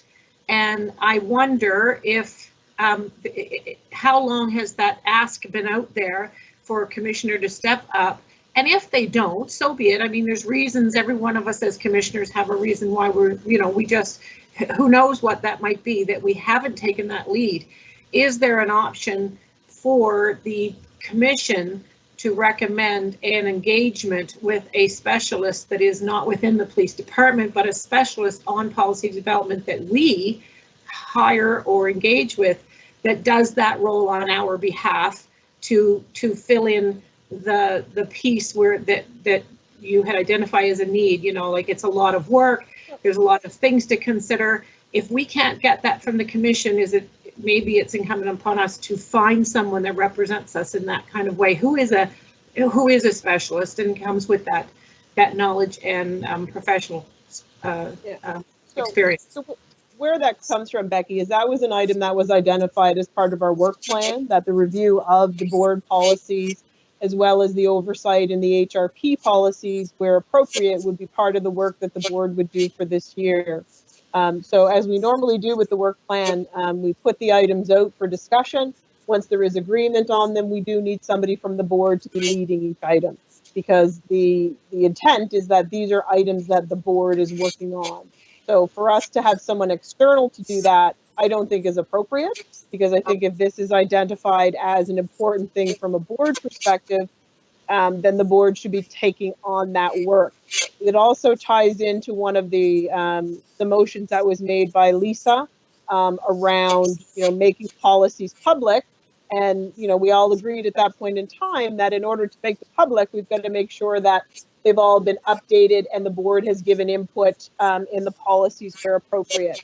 So essentially what we're looking for is someone to sort of be that initial step in working with HRP to look at the policy inventory, to identify those policies that would fall under the board's jurisdiction, to do an initial review and provide some direction that would be aligned with the board's objectives and the board's mandate. And then those new draft policies could be brought to the board for final review. So yeah, since we've established the work plan, we are still looking for someone to step forward and take part of that work. I'll be very frank in that, we all have a part to do, and we're all here as part of the commission because there's work to do. Some of us have items on the work plan and some of us don't. So I think there's a real opportunity here from a board perspective for each of the commissioners to really step up and make sure that they're owning a part of that plan and contributing in other ways other than the participation at the meetings. Okay, so am I understanding then? Maybe I definitely appreciate that explanation, because that's kind of not what I heard, but that's fine. So that's a larger piece than just this one layer to some policy development. Right, but this would be aligned nicely with that, because this would be another policy that's clearly identified as being under the board's jurisdiction, that we would want to have a key person that would have that, that initial interaction. Because obviously you can't do policy review by committee. Someone's going to do some initial work to bring a good draft back to us. We can't be reviewing, let's say it's 30 different policies. We can't review them and meet as part of the board meeting because we'd never get through them at that point in time. Right. Okay, well, thank you very much. Natalie, if I could add, I think the game plan here was for HRP to select certain specific policies such as use of force and those sort of things of particular interest to the board and the general public, and put those forward initially for review by the board. Yeah, then we're going to do that in conjunction with the board to prioritize and identify the appropriate policies. Yes. Correct. So that's a separate issue, but I think it's just important, again, as a reminder, in terms of the, you know, the amount of work that we have to do and how important it is that the contribution of everybody around the table is part of that work plan. So what I'm hearing, and folks can correct me if I'm wrong, that we're not in a position to make a motion today on the issue of the body-worn video, either from a pilot perspective or an implementation perspective, that we would want HRP to come back to us with more information on the policy framework, and also some more additional information, excuse me, from a research perspective that can be shared with the board. I think so that's not a motion. Natalie, I think basically probably the board could defer the item for further consideration, and the police have some direction that you've just given, right, that they can use in the interim. And I don't think you need a motion beyond a deferral for further consideration at a further meeting or next meeting. Yeah, so just, am I capturing people's thoughts accurately in that? Just a reminder, there's no video, so if anybody is not feeling that that's what they want, just pop it in the chat. I have video. Oh, you have video, okay. I have video off the bottom of the screen somehow. It comes up. So I can't see everybody, so I'm not seeing anything in the chat that anybody's opposed to that direction. So Carol, yeah, Carol, I'm coming right to you because you were in the chat as you had a question. Well, I think you've just answered my question, not really a question, but my sense of understanding of where we are, which is that I would like to see a policy framework. I would like to know a little bit more, as Lindell has suggested, the impact on community, if that's possible. Happy to do some research on my own too, just to look through to see what I can find. But I do agree that what you've just articulated is probably the best sense of where I am on this right now. Okay. So, Marty, sorry, did I need a motion to defer, or do we just agree to defer pending more information? I think you need a motion to defer the item until for further discussion by the board at next meeting or the future meeting. Okay. Somebody want to make that motion to defer to the next meeting pending further information from HRP? I'll move that. Moved by Becky. Is there a seconder? Seconded by Carol. Is there any additional discussion? Yeah, Linda, real quick, sorry. Yeah. So if we are deferring pending further information, we would have to then say what information we want, or are we saying we are deferring pending a motion? We're deferring pending more information on the research piece, pending more information on the policy framework, and pending more information on the community impacts. Sorry, if I could just jump in here. I think the motion as written would be a motion to defer to the next meeting. And then there's been notations taken on some of the conversations happening today. Yeah. I don't think that necessarily needs to be in the actual motion itself. Marty, please tell me if I'm off base on that. No, it doesn't. I think I said the direction was there, and the chair has asked the other members whether they are content with those directions, and I think they are, so. Yeah, I'm just trying to make sure we've captured for the notes what the additional information is, because Dan and That's right. Greg are going That's to always- need that to go forward. Always helpful. Right, right. So that was going to be, you know, the pieces. If we don't need to put it in a motion, just making sure we're capturing. And as you mentioned, Chair, and the other piece too is what should we, as the commission, and this is a thought, doesn't have to be an answer right now, but what do we as the commission think we want to see when that information? Like, are we expecting them to come forward with, you know, this would be overreaching, but coming with the policies next meeting, coming with a framework, coming with an approach? Just, you know, what should we be expecting as a commission if they're going to come next meeting or the meeting after with this further information? Is kind of the other question we should ask ourselves. I think my expectation, Lindell, would be a policy framework, which would be a list of the policies that they would need with a brief description of what they would include. I don't think it's reasonable to expect all of the policies to be developed by January. Right. I know Greg and Dan are good, but that's a big ask. So then my piece with that then is, if we're asking for that information, then we should be very clear that this isn't something that's going to come for budget for this time, because developing that in this is my assumption, is if we're asking for that information, and we know that within March we need to have something at council, and then we're having our budget discussions in January. I think it's just, we should be very clear on, do we expect this to come for this budget, or are we going to expect it to come next budget? So that's really. Yeah, and I don't know that I would be comfortable in answering that today. Right, because exactly. I don't want to presuppose what the board is going to come back with. So exactly. I think the other piece that we should have along with that would be the timelines from Jane and or Jacques around when the information would be required, when we would need it to be finalized, if we wanted it to be included as part of the budget discussion for the upcoming year, and also if we have the ability to do an in-year budget ask or recommendation. So if we can include that in the information coming back, I think that would round it out nicely. But again, I just don't want to presuppose that we won't come up with a decision, because, you know, I've been surprised many times in the work that we've done. So. Right. And that's really, again, just thoughts for us to consider as we go forward. Okay. So Chair Borden. Yes.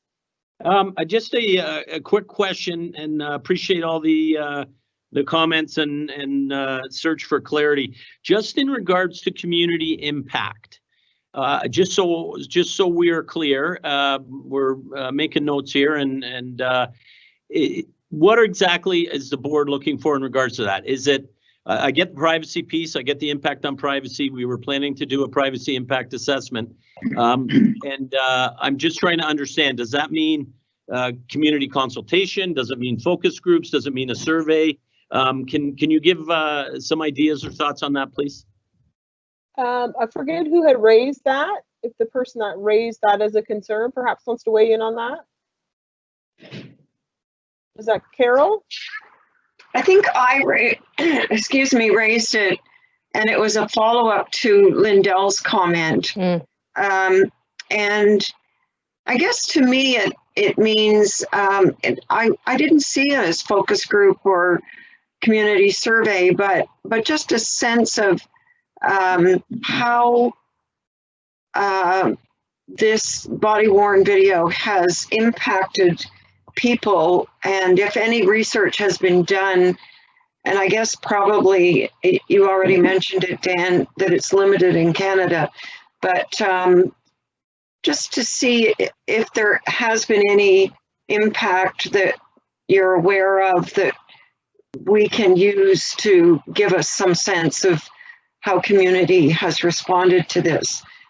You know, like in Calgary, for instance, or in Toronto, maybe the larger cities, as opposed to, I know Truro and Kentville both have cameras, but I know Kentville, I think they have 4. I'm not sure that's the sort of, it's a broad enough spectrum for us to consider. That's what I was kind of thinking of. Okay, That helps. appreciate that. We'll do what we can and pull together what we can. Don't want to belabor it, but there isn't a lot out there currently other than anecdotal opinion type information, but we'll certainly do our best to try to bring you something back. Great. Thanks, Ann. Thank you. Okay, so I think that provides, oh, sorry. So I did make the motion. It was moved by Becky. It was seconded by Carol. Any further discussion on the motion? All those in favor, say aye or wave your hand. Aye. Aye. Any opposed? And any abstainers? No, the motion is carried. That's great. Thank you to Stan and Inspector Robertson for your time and effort in putting that together. It is much appreciated. Okay, so shifting gears, as discussed, we'll go to 10.1.3, which is the HRP budget presentation, and I'll turn that back over to Dan and Mr. Horton, I do believe.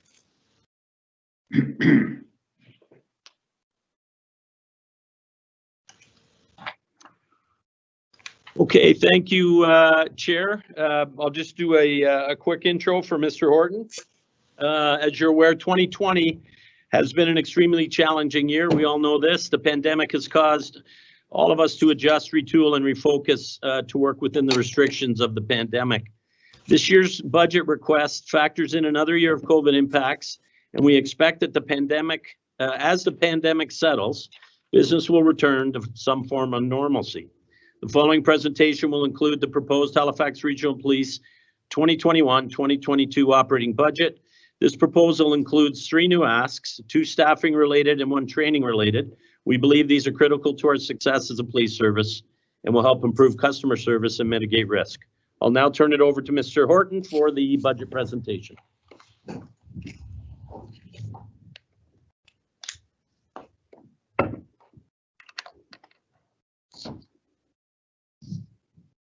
Hey, good afternoon, everyone. My name is Craig Horton. I'm the financial coordinator for Halifax Regional Police.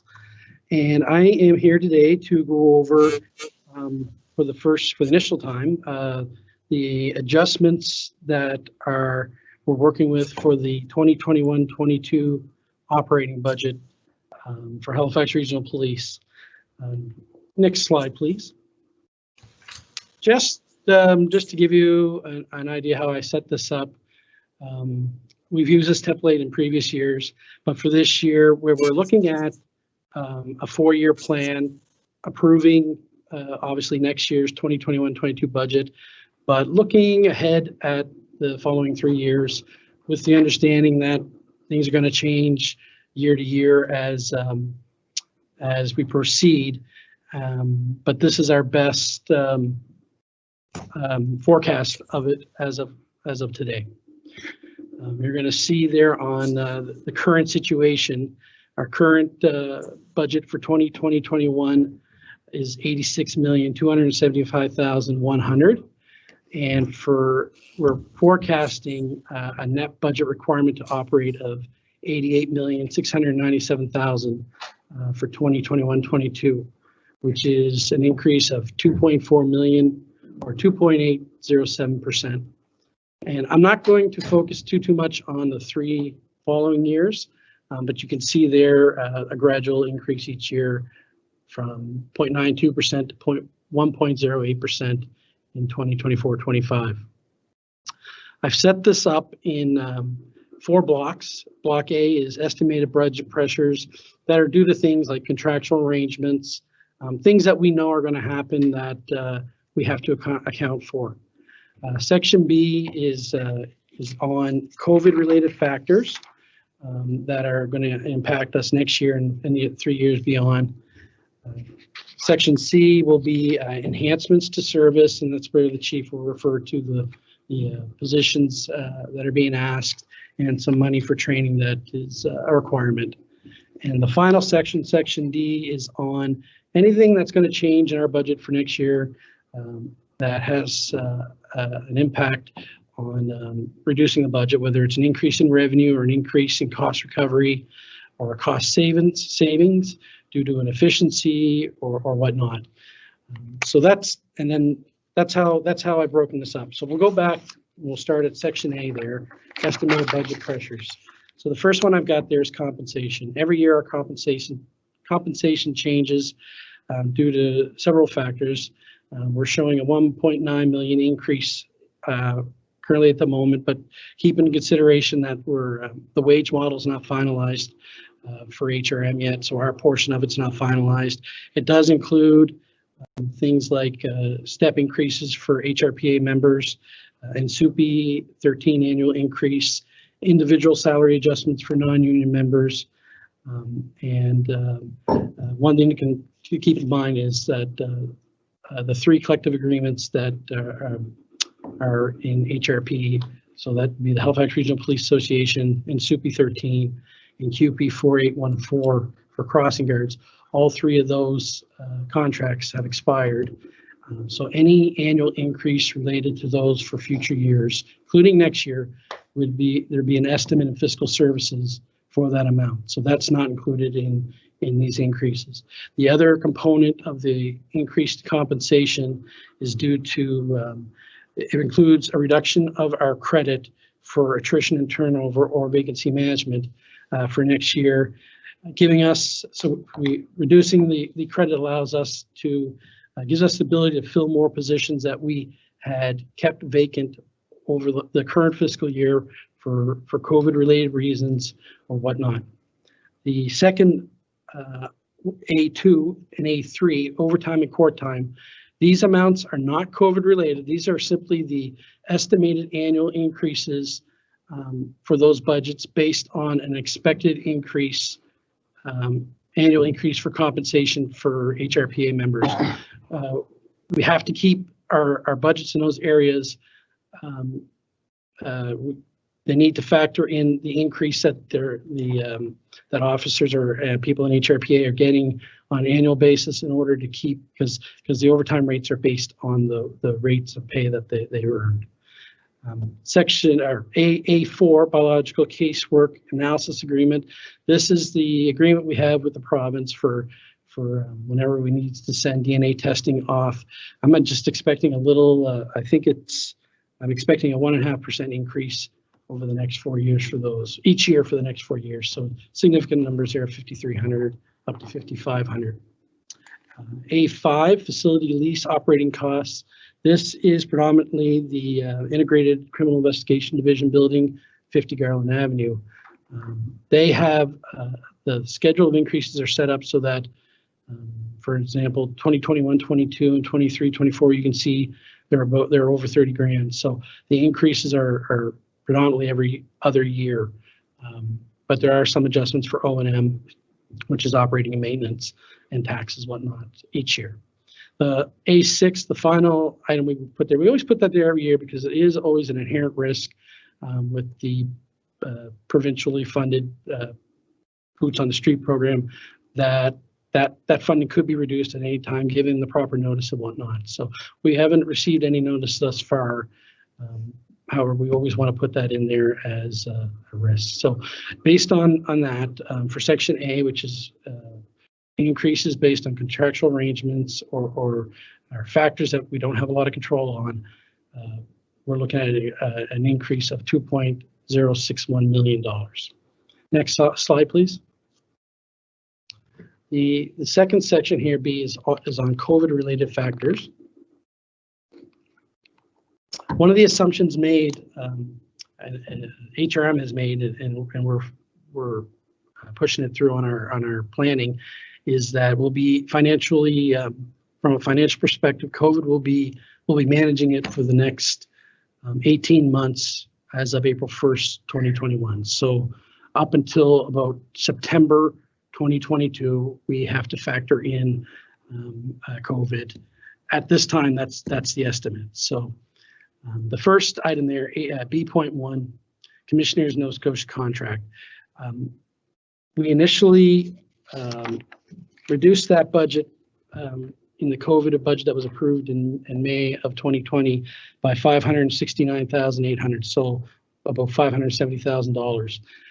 Since then, and after several months of managing this reduction, during this current fiscal year, we determined it was necessary to bring back some commissioners to address operational matters or requirements.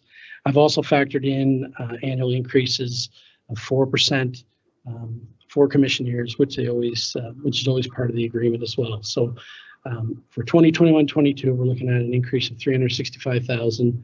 Again, some of that is the COVID money that was reduced in the contract of last year. And then, as you can see, in 22, 23, and 23, 24, that's the remainder of the money that was reduced in this current fiscal year for commissioners. Items B2 to B15, so overtime, court time, equipment, security, etc. These are all items that, again, we reduced the budget in the current fiscal year due to COVID-related factors. For example, court time, the courts were closed, therefore we're not spending as much money, or we're not spending any money at the moment because the courts have been closed. They're ramping up now, but it will take some time. So that's just an example of why we were able to make those reductions. You'll see in 2022, 23, 23, 24, that money, half of it coming back in one fiscal year, half coming back in the following. That's because we're basing it on the assumption that until September 2022, we'll be dealing with COVID-related factors. So I'm not going to go through those unless anyone has any questions. Those items from B2 to 15. Next slide, please. The following factors are things that we've worked on or we've tracked that we need to make adjustments for next year relative to COVID that we did not make in this current fiscal year. So example, PPE, we didn't have a great sense of how much that was going to cost us, but with officers requiring masks and gloves and whatnot, sanitizer for every occurrence interaction they're having, and I've been tracking the cost for PPE, we're looking at it's approximately $80,000 a year. So we're increasing our cost for PPE by $80,000 in 2021-22, and then we're looking to decrease our budget half in 2022-23 and half in 23-24 to remove that increase due to COVID. B17 SOT fee revenue. We reduced that budget initially in 2021 by $80,000. However, COVID's having a greater impact on what we're seeing coming in for fee revenue. So this is these are fees for services related to SOTs. If we're not issuing as many SOTs, there's less fees being collected for someone who needs to, for example, provide proof of insurance because they didn't have it at the time that they were issued a summer events ticket. So you can see we're increasing the reduction in revenue for that by $20,000 in 21-22, and then we're looking to increase the revenue back to the level we were at by the end of 23-24 of $100,000. So we took 80 out in 2021-22. We're taking another 20,000 out for the upcoming fiscal year, and then over the following 2 years, we're looking to get back to that level of revenue. B18 and 19-20 all have to do with extra duty, whether it's an external job, police escorting a large piece of equipment into the city, or an internal job for the city where we're providing security for parades or whatnot. All that's been impacted by COVID in the past year, and we foresee it to continue into next year. So I'm looking to reduce the revenue related to external jobs by $200,000 and the revenue related to internal jobs by $110,000. You'll see the next one there, number 21, in the B section. That is the cost. So that's the cost to pay the officers who are doing the external jobs or doing the extra duty jobs. My apologies. And you can see that those numbers basically for the revenue coming in and the cost, they net each other out, other than a bit of a percentage increase for administration costs that we bill out related to external jobs. So you can see due to COVID related factors, we're looking at an increase in costs or reduction in revenue, a net number of that of $676,200. Next slide, please. Service enhancements, so this is section C. This is anything that we believe is required to strengthen services or enhance them in any way. And I believe the chief is going to provide a little more details on these after I'm done my presentation. We're looking at a court disposition clerk at $85,800. We're looking to add a multimedia training technician at $101,200. And we're also looking to add $60,000 into our training budget for the Journey to Change training that was established this past fiscal year. That it has to do, that's out of the, based out of the recommendations from the Wortley report that was published earlier this year. So those asks total $247,000 as an increase to the budget. Next slide, please. The last section there, D, is the section on increases to revenue or cost recovery or savings and costs that we can contribute to the budget to bring down the overall cost. So the first item that I have there is it's called WCB compensation recovery for $500,000. This is payments from WCB that are offsetting compensation payments made by HRP on behalf of WCB to sworn members currently unable to work and collecting workers' compensation. So you may recall back in September of 2019, sworn members of HRPA, we moved them from the self-insured on-the-job injury program to WCB. When that process took place over several months, it was determined HRM and WCB made an arrangement that HRP would continue to pay officers who are going on WCB, and then WCB would send recovery cost, or sorry, apologize, send money back to HRP to cover those costs. So at the time, the money that was coming back into our operating budget, we did not budget for that in 2020-21. So this is something ideally we would have had in the budget last year, but we are making sure it's in this year. So that's $500,000 of money that is essentially to recovery. It's officers are being paid by, we're on WCB being paid by HRP, and then WCB is offsetting those costs for us with that money coming in. The second item there is miscellaneous cost recovery increases. This is basically increases to money that for secondments and contracts that we have that are based on inflationary costs, so salary, wages increases. We always factor in that money, that amount going up each year. That totals for that section is $563,200. So all you'll see in the next block there, when we talk about the overall deficit surplus, all those sections A, B, C, and D added together equal $2.4 million increase to the budget. Change from year to year, I only included the change for next year, percentage-wise. So we're looking at about a 1.426% increase in revenues and recoveries, expenses going up 2.658%, and an overall net budget change of 2.8.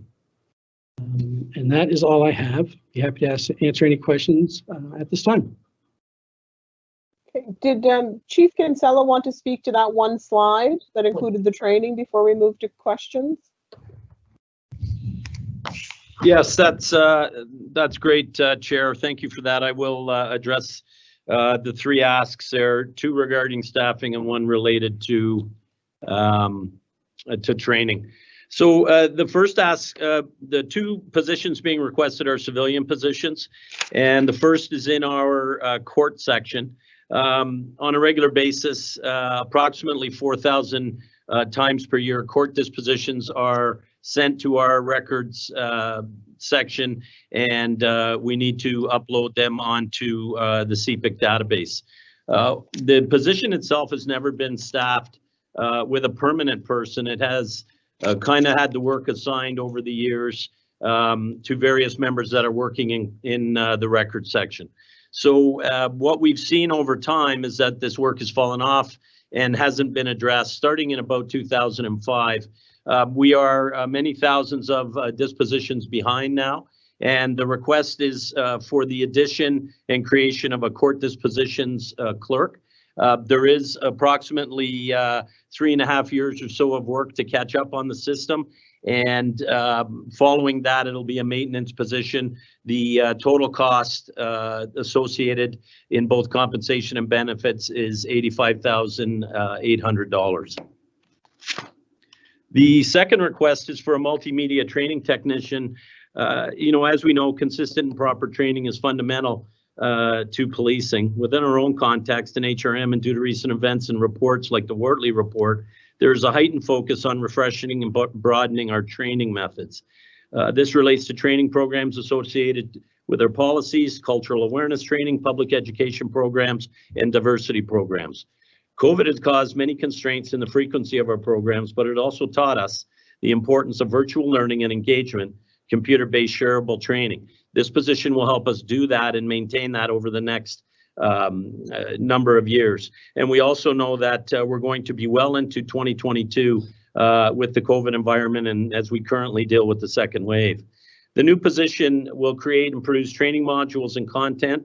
It will enhance training opportunities to improve employee wellness and morale and improve confidence in policing by acting on the recommendations for enhanced training contained in the Wortley report and to demonstrate the Halifax Regional Police's commitment to address anti-Black racism. It will help increase our capacity to offer modules more frequently and more cost effectively. It will actually be able to allow us to provide, essentially 24/7 training based on officer availability when they're working shifts, that kind of thing. And the total cost, including compensation and benefits, is $101,200. The final request is to enhance some of our training as part of our commitment to change and a follow-up to the November 2019 apology to the African Nova Scotian community. A new training program was launched this year in collaboration with leaders from the African Nova Scotian community. The training was called Journey to Change. The training is imperative to building trust with the African Nova Scotian community, and this ask will allow us to continue that into the next fiscal year. Although the schedule has been impacted by the pandemic, we would like to roll out the training organization-wide and as soon as possible. The goal is to train as many of our members and potentially even offer it beyond the HRP at some point in the future. Through opportunities like this, not only are our officers able to engage in a dialogue with members of the community, but also amongst each other on how we move forward as a team and as a profession. Participants of this course gain valuable knowledge and skills to help build positive relationships with marginalized communities. Topics of discussion include anti-Black racism, intergenerational trauma, and the impact of police interactions on members of the community. Through practical and interactive exercises, self-evaluation, and a panel discussion, this course is meant to create change through genuine engagement with African Nova Scotians. This training was created with direct input of the community, and including a dialogue between officers and community members is integral to it. We believe this model, based on understanding the community's lived experience, is an important step and is highly responsive to what we are hearing from community leaders and the recommendations of the Wortley report. The cost to run 4 courses per year is $60,000. Our ask is to have that included in the training budget so that we can provide that training for our members. And that's all I have on that subject. Any questions? Great, thank you so much. Appreciate that. So I'll roll through the commissioners. Carol, I'll start with you. Any questions? I have one question now, but may have some later.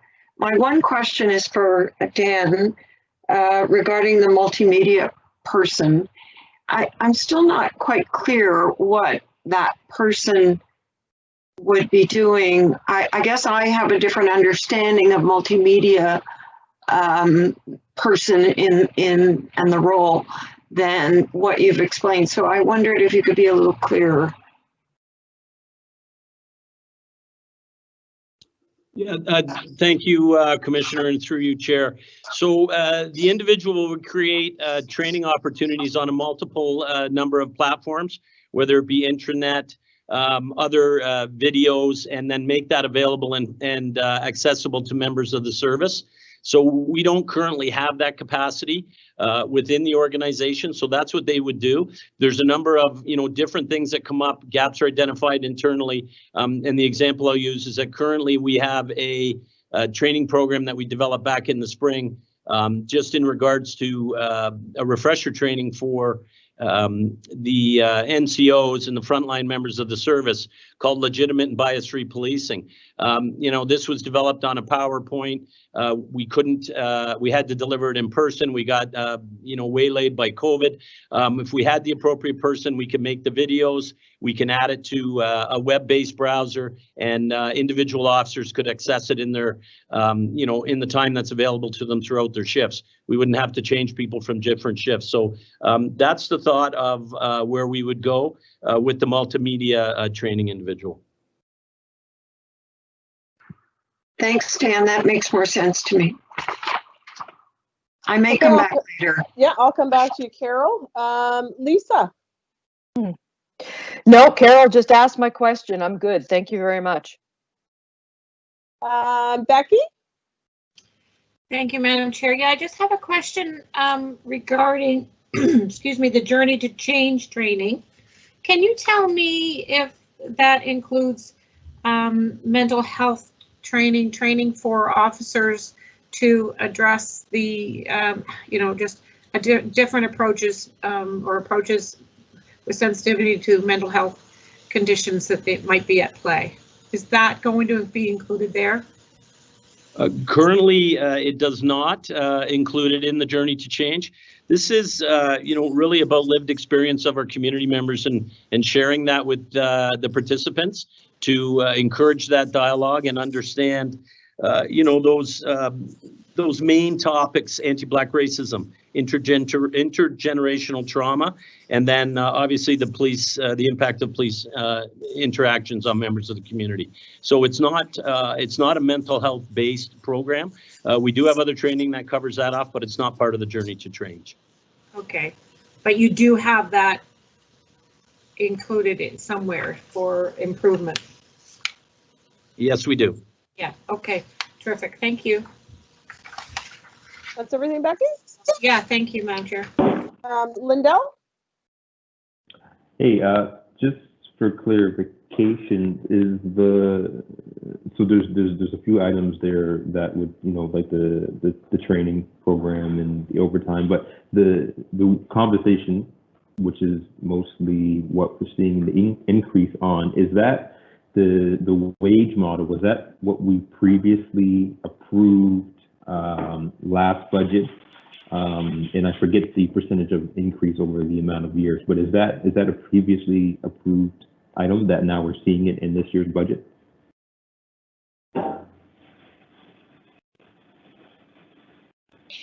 Sorry, Commissioner, we're just trying to follow along with the question here.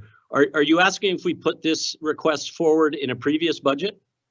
So the compensation, it says based on draft wage model, and I might have missed this during the presentation. So the draft wage model, I know that we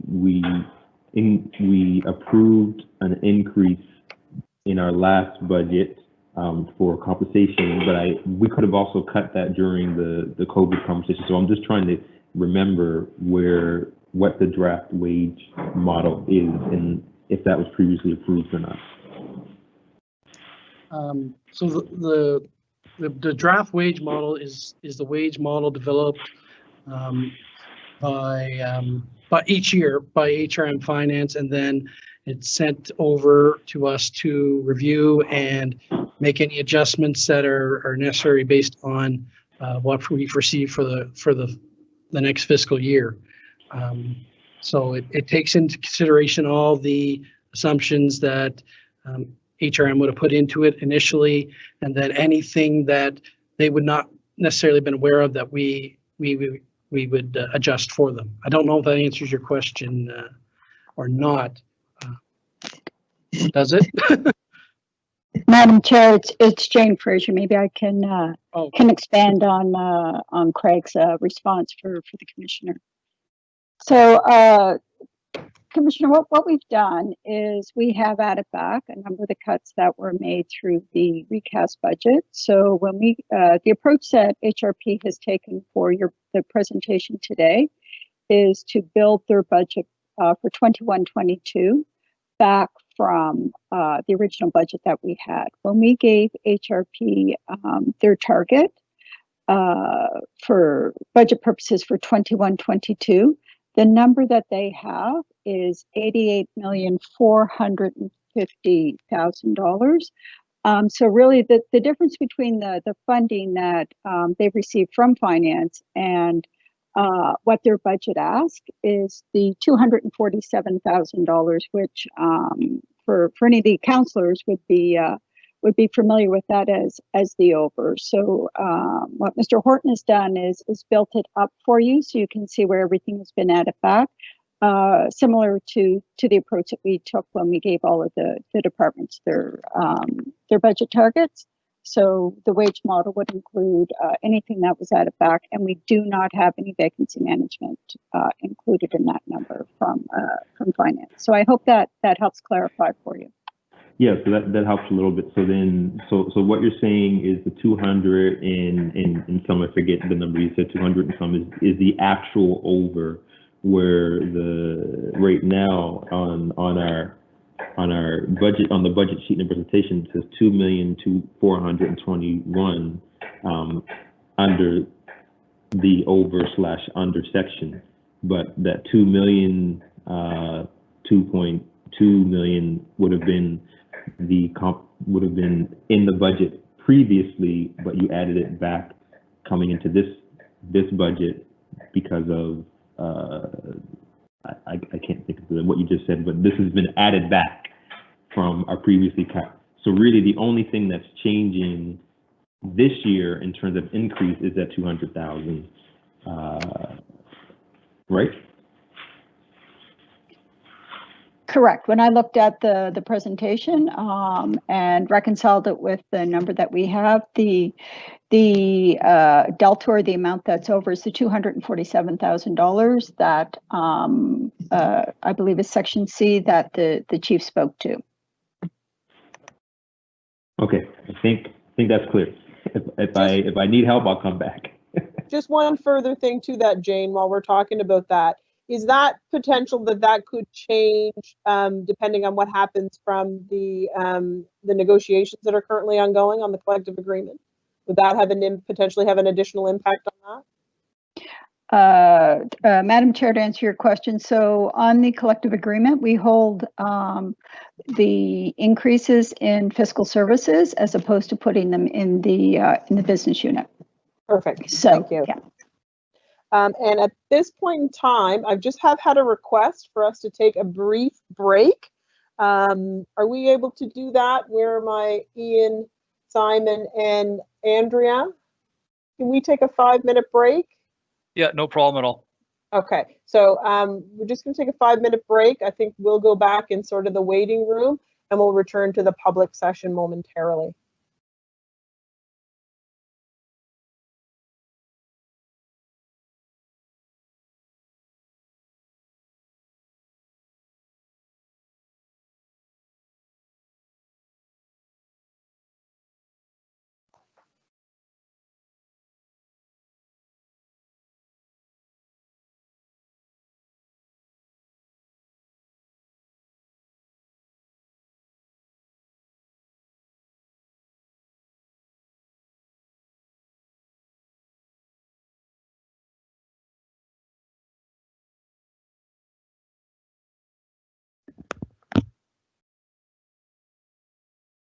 Am I still live, Ian, or am I in the private area?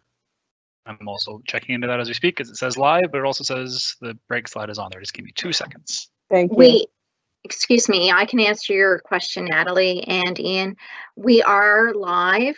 We can't end the meeting when we go to break, so we have to remain live. Okay, so I just wanted to see it. Are people listening? That was my question. Yes.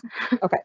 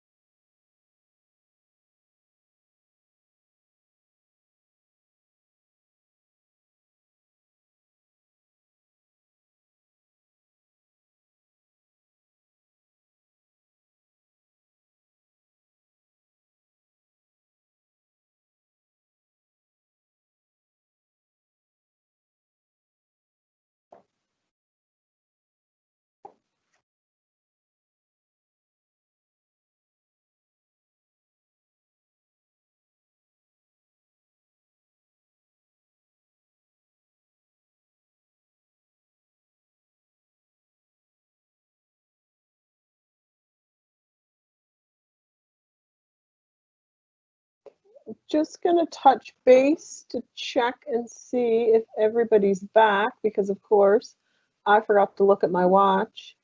Carol, you're there. I don't see you. I'm here. Okay. Becky, are you there? I am here. Okay.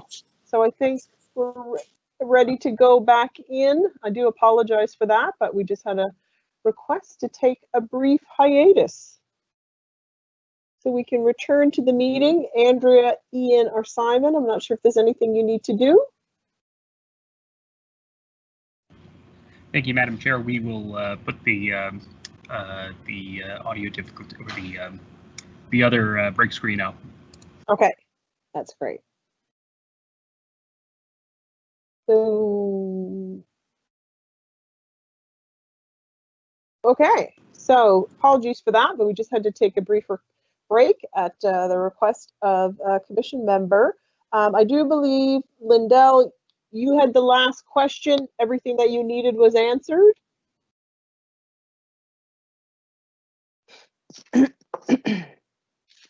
Lindell? Oh, sorry, couldn't get off mute. Really quick, so yes, most of it was answered. So the only other piece, just for further clarification, what was added, so going in, and again, this might have been covered, but now I have a better understanding of the over. So we look at the 2 million that was taken out of the budget before and now added back in for the envelope, what is included with what was taken away previously, which is now being put back in?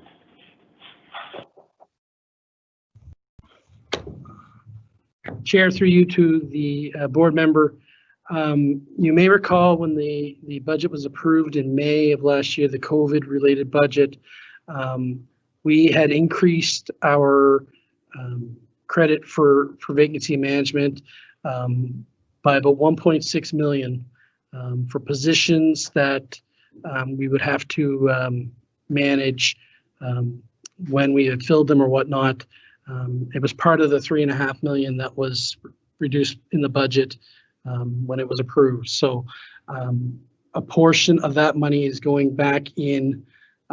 So vacancy management was a credit in the budget, offsetting costs. This is putting the money, reducing the credit, in other words, increasing the budget to properly fill some of those positions heading into the new fiscal year. So that would be 1.6 that has been credited back? 1.4. We factored in, it was 1.6 that came out, and now we're putting 1.4 back in. And there will be other factors that will lead to more attrition and turnover throughout the year, retirements and whatnot that we're not aware of. The time it will take to fill those positions, we'll be saving money that will go towards that. Okay, and these are for positions that are already filled. I'm using quotations. That will be, but these are not new positions. These are for not new recruits. These are filling vacancies. No, that's correct. When we increased our vacancy number last year by the 1.6, no positions were removed. We simply budgeted that those positions would remain vacant. So there's no asking for additional positions other than the ones the chief referred to earlier on. Okay, that clarifies for me. I'm good. Thank you so much. Thanks, Lindell. Tony Thomas. No questions at the time, Madam Chair. Thank you. Okay, I do have a couple of questions. Just with the overtime and court costs sort of post-COVID, there's going to be a backlog, as I understand, that has to be gone through. We're not expecting any costs outside of what we would normally see to help address that backload from a court perspective. Chair, the courts can only do so much at one time, so we're not expecting that they're going to be able to bump up the amount or the rate in which they're holding holding trials or whatnot. So we don't anticipate a surge there or an increase for court time. And I'm sure, just to clarify a little more, the 27,300 increase under Section A, that is simply to address the increase that court time will cost us when annual rates go up. The money that we've reduced the budget won't come back until 2022, 23, 23, 24. Yeah. So I was just wondering, Craig, if there was an additional pressure because, you know, the courts may be doing online as well as in person, so that there would be an increase in capacity. It sounds like we're not expecting that to happen. Not anticipating it at this time. Okay, perfect. Thank you. The other question that I had, my favorite topic of all time, Jacques will appreciate this. There was some talk of cannabis funding coming to the municipalities, provinces, as a result of cannabis legislation. Have we got any further news? Have we got to check? Has anything happened with respect to that? I'm afraid, Madam Chair, that I do not have a cannabis Christmas gift for you this year. Well, you may, but it's not. Sorry, Jacques. So I'm afraid that the signals we received from the Province Department of Justice have not been positive, and we do not expect any funding at this time, unless further conversations are happening. But I'm not optimistic. Okay, so you know what? That's the last time I'll ask about that, because it's something I think that probably would have happened by now if it was going to happen. So appreciate that. Just questioning there was some talk from the COVID budget when we had the discussion, Stan, about, I don't recall if it was auxiliary constables, special constables, sort of a different type of officer to help, you know, address some of the pressures, I think, around service. Is there anything from a budget perspective we would need to include around that as that's being explored? Yeah, thanks, Chair. Currently there is no money in that particular area. However, just a quick refresh. They are the Reserve Officer Program, I believe you're referring to. Yes. We have held a dialogue with the union on that. And just a quick recall, anyone that becomes a member of the Reserve Officer Program has to go through training with HRP. As you know, we have our cadet class slated to start in April. So we'll be revisiting that depending where we end up with the number of recruits that we have go through the class. Okay, sounds good. The court disposition clerk position that you mentioned, you said that there was a backlog of about 3.5 years. So would this be a full-time ongoing position, or would this be a part-time position for a term, perhaps to address the backlog and then reassess what the ongoing need is? We believe there's work there for a full-time position. We currently have a cadre of RMS clerks working within the record section. They look after records work as part of the integrated unit for both HRP and RCMP. So we do believe that there's enough work to have a full-time position carrying on. We'll obviously assess that as we go along. What we don't want to do is to get into another backlog situation, and we currently have 15 years of dispositions waiting to be entered. You know, most recently the highest number, but there is some stretching back some years. So there's lots of work for this role. That's what I'm hearing. Yes. Okay. The other question that I had was just about the victim services funding. Can you just comment, are we at full capacity for victim services at this point in time? So the short answer is we are not at full capacity. We are currently down by one position within victim services. So we usually have a complement of 4. We have the victim services coordinator, 2 victim services caseworkers, and 1 victim services business support. That is the position that's currently vacant. and we expect to fill that for 2021, 2022. Okay, perfect. And then the new facility under capital budget. I don't know if maybe this is a question for Jane. Can you give us a sense of where we're at in terms of the planning budget approvals for the new facility for HRP? Thank you, Madam Chair. So the capital budget is going before council on January the 26th. We currently have the new HRP headquarters on the 4-year plan. I believe it's in 4 years, starting with the recommendation of about $1 million for to begin the design.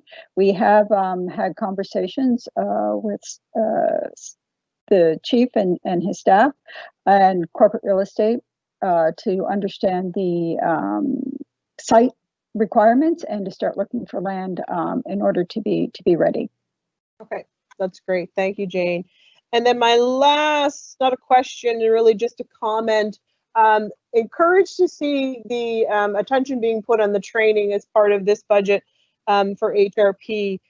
As has been mentioned, training is a part of the Wortley recommendations. It's a part of the apology. It's also important when we look at the current environment where we are, you know, and how the police interact with civilians, particularly those in marginalized groups. So I just want to stress that I like to see that, because training is not one and done. It's something that does require an ongoing commitment. And I think, as Dan has said, you know, we do need to look at, COVID has forced us to look at alternative ways of delivering that training and how we use that technology, because we, I think, need to cope during COVID and make sure that training remains a priority, but also need to look at, you know, using the technology to be able to provide more training and to provide training in, you know, ways that increases that reach and certainly can make it more cost effective. So from my perspective, that's a huge win, particularly, you know, where, again, we look back at Wortley, and there were some asks certainly in the budget last year that were tied to Wortley that did not get approved. So again, you know, in terms of where our focus should be, I think that aligns quite nicely with what our focus and our priorities are from a board perspective. I'll circle back through the list. Carol, did you have additional questions? Thank you. I just was curious to know about the contract negotiations, and are they happening now, or when do they start? What's the scheduled end date, if there is one? If anyone knows the answer to that.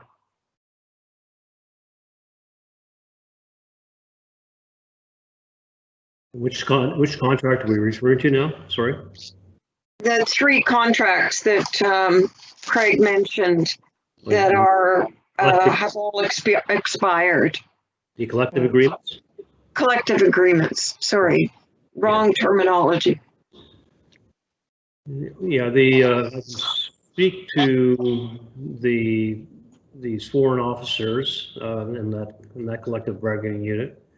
We're in the throes of negotiations now, so you know I don't expect to be able to bring forward any further information on that for you know, at least until sometime in the first quarter of the calendar year going forward. The other 2 I don't have it on the tip of my tongue at this point. I can certainly get back to you. Okay, you're good, Carol. Lisa, anything additional? Not from me, Madam Chair. Thank you. Okay, Becky? Yes, thank you, Madam Chair. I just have a question for Section A under estimated budget pressures. I'm curious as to when, what has been typical of the release of whether or not there would be boots on the street again, that funding program stream. Was that were you in receipt of it last year? Or this year, just finishing up this year?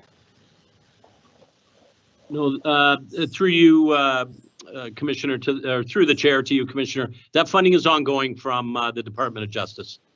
Okay, so that it's not, so do we have a rough idea how much that is? There's nothing here. I'm just wondering what we could anticipate, assuming it happened again, what we could anticipate for a reduction in that, I guess in the reduction in the increase, or how, whatever a total estimate would be. Yeah. Spending is that? No, I can tell you what it is. It's public knowledge. It's 3.8 million, pays for approximately 31 officers to assist with boots on the street programs here with HRP.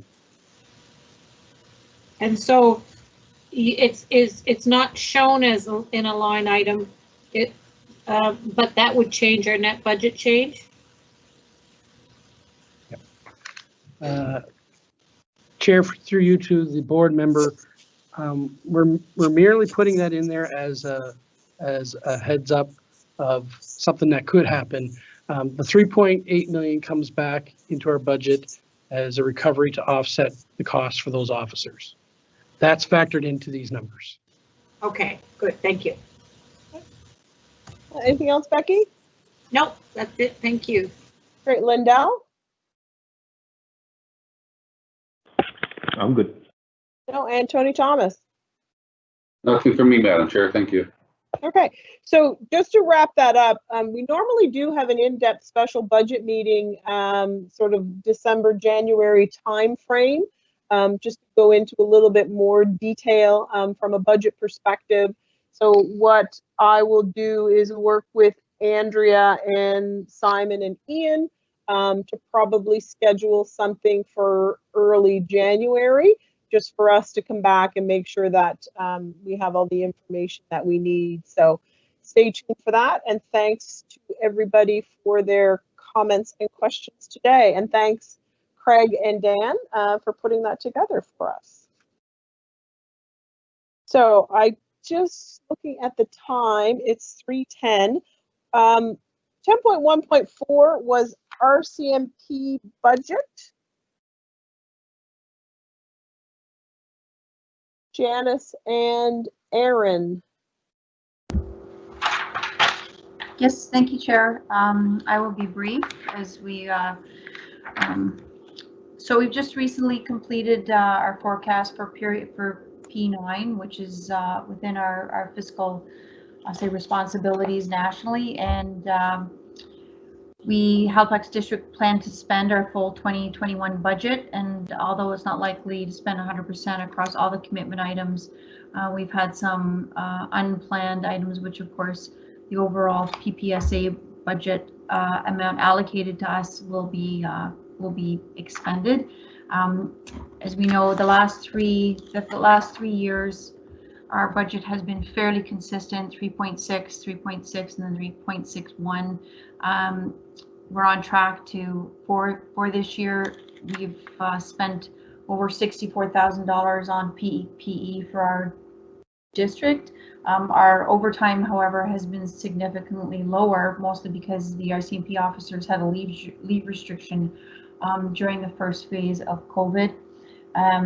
We don't get our budget from the province until April, and so as such, we can anticipate that it'll be fairly consistent to last year.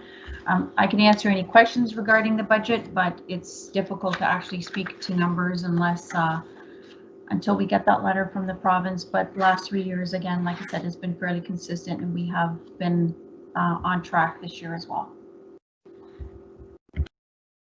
Okay, Carol, any questions for Chief Gray? No? No. Okay. Lisa? No, thank you, ma'am. All good. Okay. Becky? No, thank you. Lindell? I'm good. And Tony Thomas? Nothing for me, Madam Chair. Thank you. Okay, very good. So the next item is 10.2.1, which is the update on the VOPC support for the Committee on Defunding the Police. Carol and Lisa. So thank you. I believe off mute. I'm going to start, and Lisa's going to pick up after I do the initial report. So Lisa and I met and went through a list of items that we thought would be important to identify as some issues that we need to provide to the committee. And some of those items include support from the clerk's office, for instance, regarding booking virtual meetings or in person if that were to take place, and coordination of all of that aspect of getting together. Making sure that messaging was consistent with what we were trying to do, and providing that to the community through corporate communications at HRM. Identifying one address that could be used for any email submissions, and a number of other things that we thought were important. One of them would be looking at options for public participation in meetings for individuals that have limited or no internet access. Perhaps giving them some support. The obvious solution would be the library if the library were open, but as you all are aware, that's a challenge right now. So we put together this list, and it also included some conversation about honorarium for members of Elle's committee. Lisa spoke to Elle about this list, and she was in agreement that it was a good start. We added one other item afterwards, after I had a conversation with someone in Edmonton talking about their process, and thought that we needed to have some sort of trauma-informed support available, or a link to somebody if any of that was required. And so together, Lisa and I have sort of mulled over these things, and thanks to Ian who's responded to the list that we sent. And Lisa, perhaps you'd like to pick up from now. Sure. Thank you very much. And now we did hear back from the clerk's office on a couple of the items that we submitted on the list. The first was ASL interpreters. Now, I also sit on the board, the Accessibility Advisory Committee, where an ASL interpreter is part of the meeting. So perhaps at some point an explanation from the clerk's office as to why we wouldn't be able to obtain somebody for that job during the meetings, because I know that we have sign language interpreters at the Accessibility Advisory Committee. So I'll put that out there for the clerk's office to respond to, and also with the issue of honorariums. Yes, absolutely. It is not our policy or our practice here at HRM to hand out honorariums to committee members. That said, we did do it in the case of the Cornwallis Committee, because that was a committee that was a little more work intensive. And we see this as a similar situation where this is a one-off committee that has a specific goal and has been tasked with quite a bit of work. And so Carol and I discussed it and thought it was only right that we should offer those folks involved with the committee an honorarium to recognize their time and their expertise that they are going to be giving to the committee. Looking at a budget. Last we checked, we have a budget. The Board of Police Commission actually has an $11,000 budget. 9,000 of which is still available for this year. So it was suggested that we allocate some of that money from the Board of Police Commission budget to support the work of the Defund the Police Committee with translators, trauma-informed support, and honoraria for the members. So that's an update on the work that Carol really took the lead on this. So thank you so very much for your leadership on this, and I appreciate being able to help in any way that I can. That's the verbal update from our subcommittee. Thank you. Okay, so I'll open the floor to see if there are any questions. Becky. Thank you, Madam Chair, and thank you, Carol and Lisa, for the work you're doing on there. Couple of things. Carol, can you say what your second bullet was on that list? You said clerk office support from the clerk's office, and I'm missing one between that and the dedicated email address. Oh, some consistent communication to the community about, when meetings will be held virtually, that kind of thing. So coming from corporate support or corporate communications. Okay, I would be happy to have further conversation around the Board of Police Commissioner the potential for honorarium. Sorry, it is good to hear we have lots remaining in the budget. I guess where it leads me to is are there terms of reference for this committee, and what is the actual name of the committee? Where could I find out more about it? What we'll do, Becky, is we'll send you the materials from the last meeting because we did have some documents associated with L. Jones's plan. We'll answer some of that for you. So what we'll do is make sure that we circulate those to you. Okay, and is there, yes, yeah, on that, because I don't know enough about it and what the again, for lack of a better word, the terms of reference are for it. I don't know, would it put anyone in a place of stress if we deferred any budget allocation on honorariums until then, or is there something pressing, Lisa or Carol? I can take that, Carol, if you like. Well, if the budget would be for everything that has to do with this, the defining defund the police committee. So, I mean, we can have the discussion about using the money for honorariums at some other point down the line, but we'd like to be able to have that budget available so at least the group can start their work to plan the meetings, look into getting ASL interpreters and some trauma-informed support.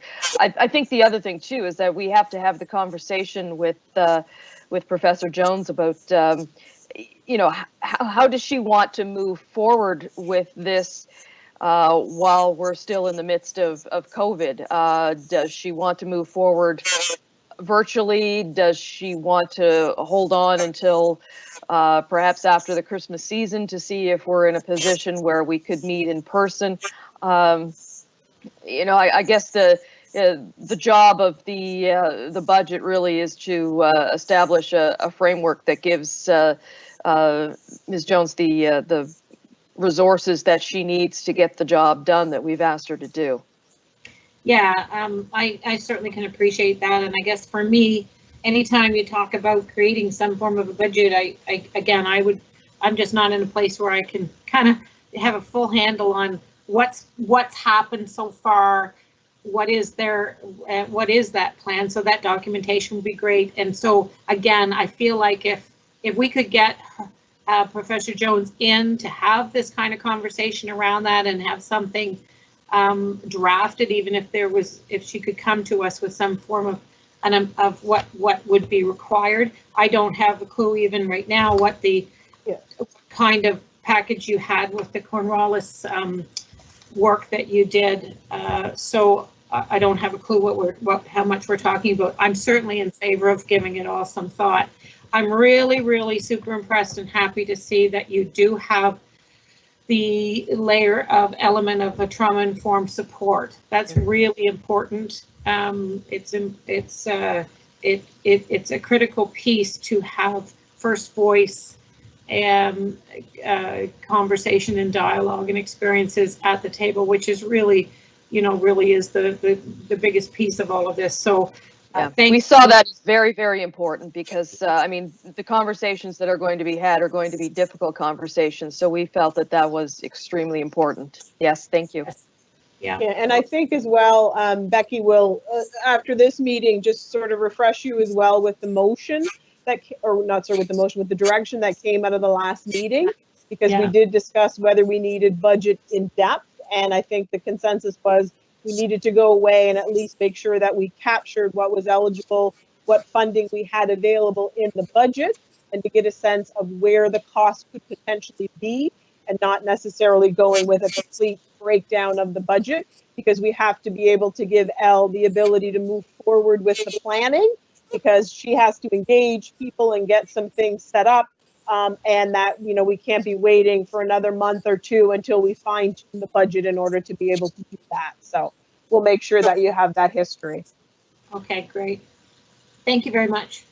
Lindell, did you have any questions? I did. I have to leave right at 3:30, so I won't really be able to say them all.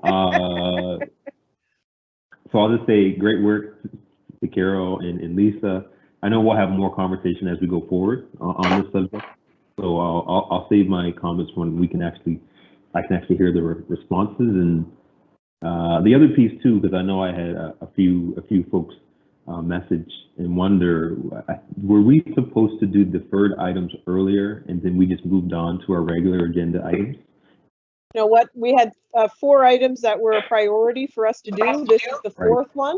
And then we would move on to the regular agenda items, but where we're going to run out of time, Lindell, what we're going to do is defer them. Do you think we're going to need an extra meeting in January just to get through all the things that we got? Because we have a few deferred plus budgets coming. Yeah, so we're planning on having an additional meeting for the budget. So I think between that and the next meeting, that's part of what we'll chat about at agenda review, whether we need to extend the agenda for the budget meeting to include some other things to get us back on track. All right, good. Well, thanks again for the work, Lisa and Carol, and I'm going to log off in a minute. Great, thanks. Tony Thomas? No questions, Madam Chair, at this time. Yeah, thank you. Great. And Jacques, I do believe you wanted to make a comment. Yeah, my apologies. I have to jump off the Teams meeting for an emergency call. Is the board making a decision today on this issue in relation to the stipends or the honorariums, or are you deferring that? So if you had to make a decision today, I think I need to weigh in. Well, my expectation was that our motion perhaps would be something around giving Elle the okay to go forward, acknowledging that we have the budget up to what's left in the Board of Police Commissioner budget, and that the details would come forward later. So I don't know that we would be making a yay or nay decision on the honorarium piece today. Okay. Just if it can help, I can give you some context here in relation to these honorariums that may or may not get paid. So I think Commissioner Blackburn referenced the Cornwallis piece. That was paid out as authorized by council through an AO. It was a special AO that was approved by council. So that's what happened there, and it was actually because it was a partnership between the Nova Scotia Assembly of First Nation Chiefs and HRM. It was a joint venture, cost shared between both parties, and the Assembly felt it was important for cultural reasons, effectively, to have stipends paid on a per meeting basis in order to allow for full participation of those that should participate and get the right mix of people to participate.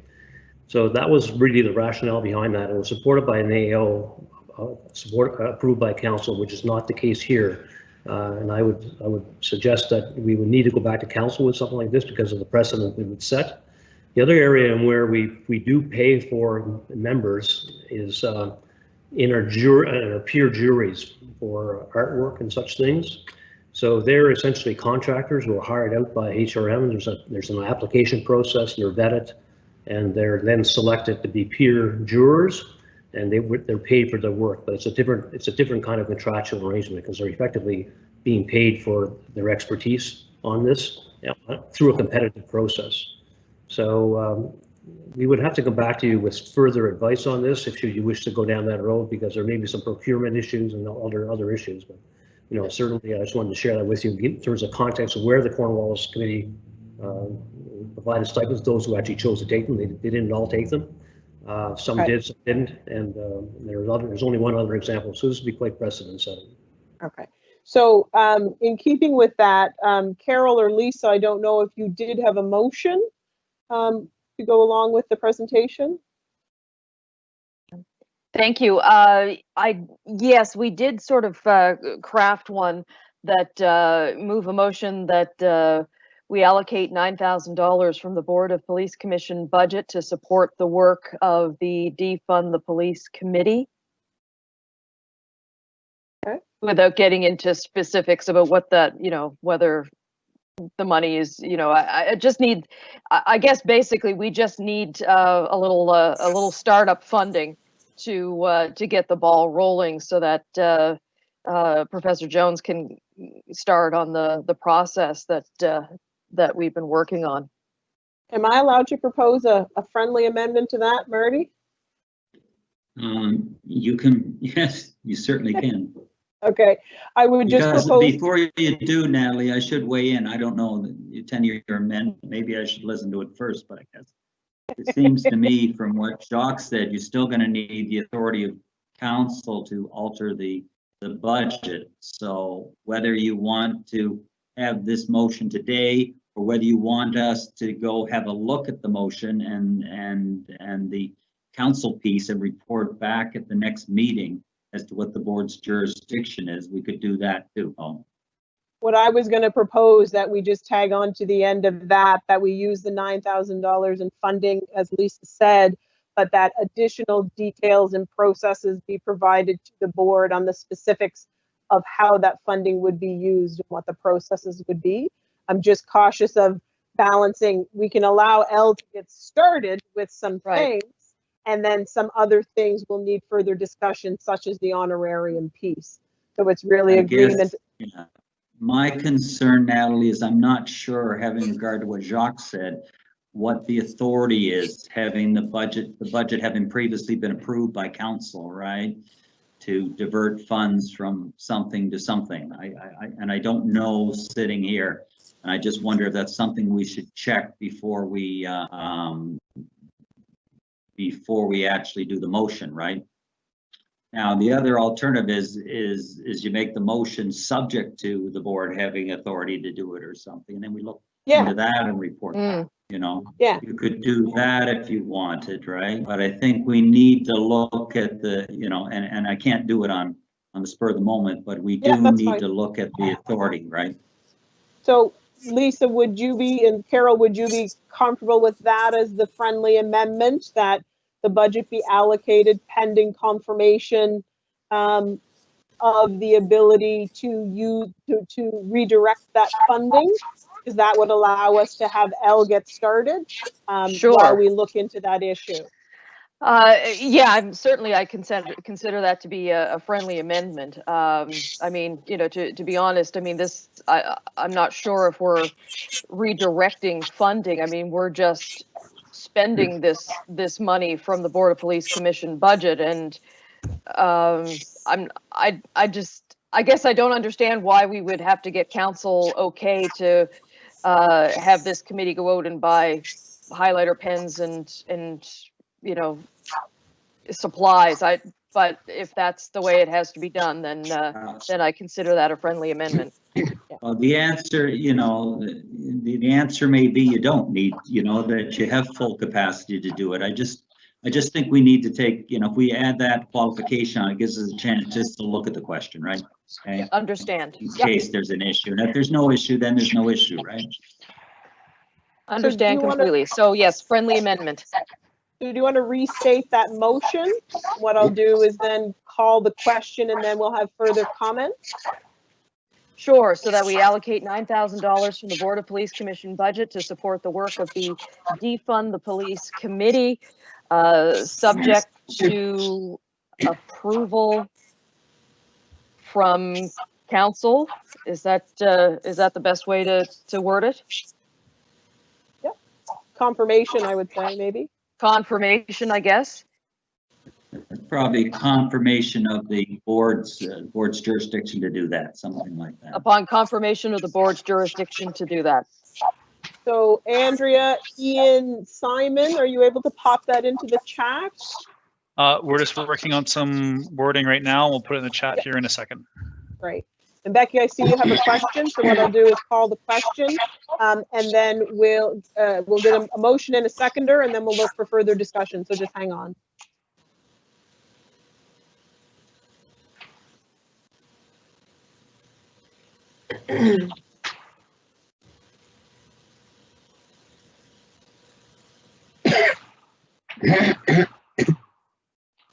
While we're waiting, can I ask something about clarification around the budget that we've been assigned of 11,000? That 11, I know Lisa, you had mentioned there was a allocation of 11,000, and that there's 9,000 left. Where'd the 11,000? What was the 11,000 originally intended for? It's usually used for meeting expenses. Memberships, conferences.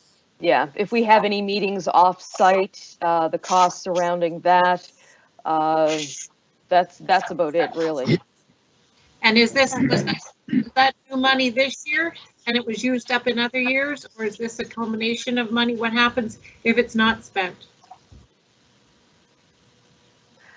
That's a good question. I mean, I don't think we've ever gone above. Right. And we'll have further discussion on that budget and what normally happens with that, Becky, at the budget meeting, because when HRP does the presentation, they have responsibility for the board's budget as well. So we'll get into some more in-depth discussion on that. I think the intent this year was, you know, in looking at doing this, if there was an ability for us to, you know, use some of those funds because we're not traveling during COVID, whether we would do that. Yeah, for the specifics on what's accounted for in that, we'll make sure that you have that information. So, Madam Chair, two things. If we could possibly have a motion to quickly extend the time, because we are at past 3:30, and there is a draft motion that is in the chat as well. Okay. So, do we need the motion for just 5 minutes? I hate to be a pesky. I think that it would be prudent to do so. Okay. So, can I have a motion that we extend the meeting for approximately, or actually until we complete this motion and get to item 10.1.2. I'll move that we extend the meeting time. It's Lisa. Lisa, seconder. Carol. Carol, anybody opposed? All those in favor? Aye. Any abstainers? Motion's passed. Thank you. So Lisa, do you want to read your motion? They're in the chat. All right. I move that the Board of Police Commission allocate $9,000 from the Board of Police Commission budget to fund the formation of the Committee on Defund the Police pending confirmation of the board's jurisdiction to do so. I so move. The motion, is there a seconder? I'll second. Seconded by Carol. Is there any further discussion? Please. All those in favor? Aye, or wave your hands. Aye. Aye.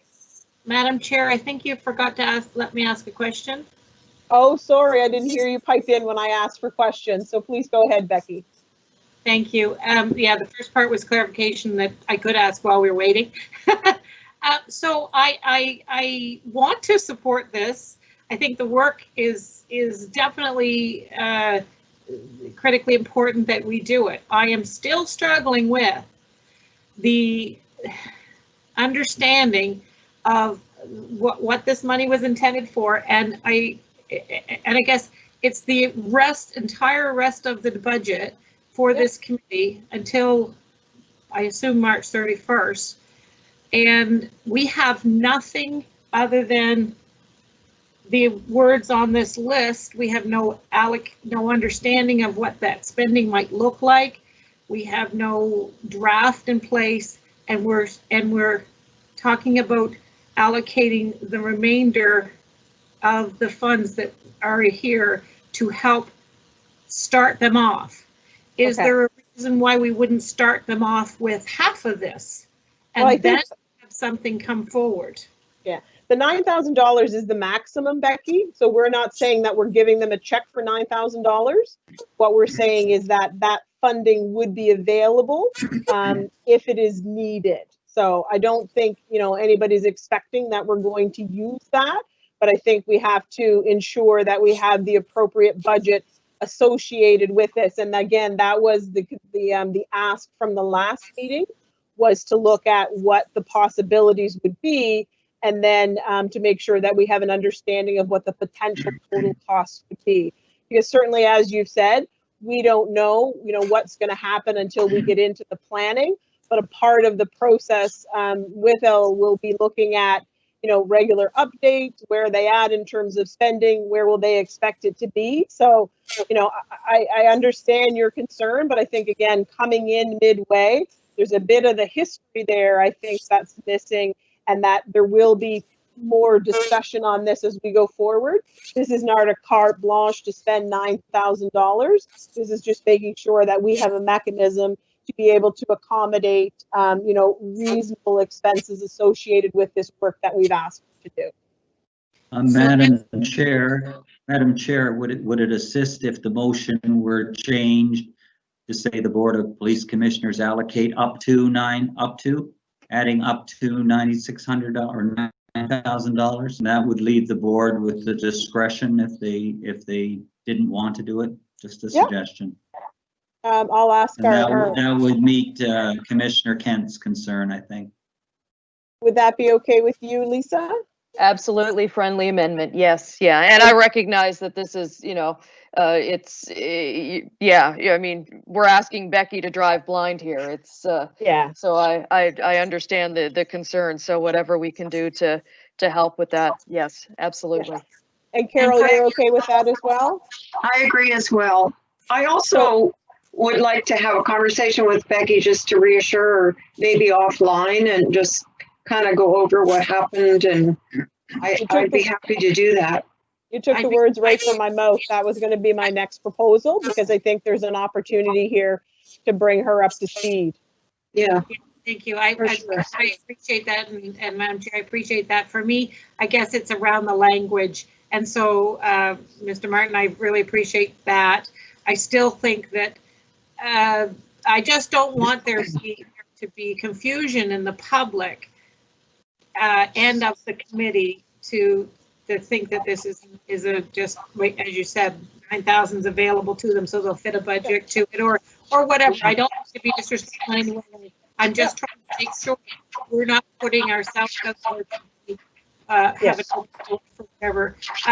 Want it all to be just very transparent.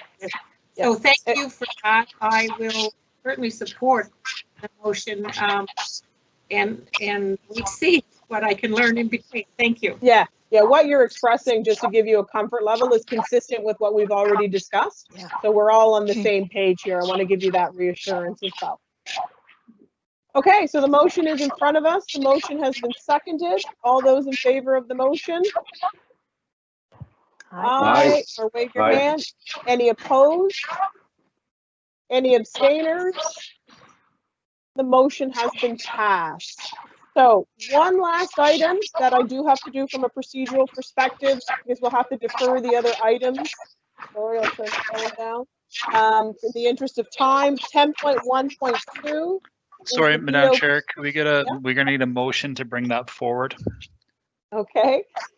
So could I have a motion to bring forward item 10.1.2, the BOPC schedule, and to defer the remaining items on our agenda for today? So moved. Sorry, was that Becky? Yep. Yeah, seconder? Seconded. All those in favor? Aye. Aye. Any opposed? I have a question. Could Yeah, I go ahead, Carol. make a comment? I just saw that on the list at the bottom, it says, should the board resume meetings in person, meetings will be held at Halifax Hall. I would like that to be amended because we had started last year to have meetings in public, and our first one was December 2019 at the Mi'kmaq Friendship Center. And I just would hope that we would be able to accommodate, once we can, going back out into the community. And so I kind of like that to reflect that, if that's possible. We can just amend that to say held in Halifax Hall or other public locations, in keeping with, I think that was a motion that we had on that, if I remember correctly. But I don't think anybody's saying that that would mean that we wouldn't still be able to do that. No, I just wanted to point it out, though. Just a technicality, the motion on the floor is to bring forward item 10.1.2 and defer the rest. So the motion on the floor is not actually to approve item 10.1.2 at the moment. Okay. So we all are in favor of bringing 10.1.2 forward. I think we had a mover, we had a seconder. All in favor? Aye. Aye. Any opposed? Any abstainers? Motion is passed. So 10.1.2, Carol's comment. Ian, would we need to amend that statement in the schedule, or? I think we can take that as part of the conversation of the committee that was had today and the previous actions, noting that the move to in-person meetings is going to be dependent on public health orders more than anything, and we've taken that into account. Okay. Excellent. So is there any other concerns? Any other concerns that folks have with the schedule that's been proposed?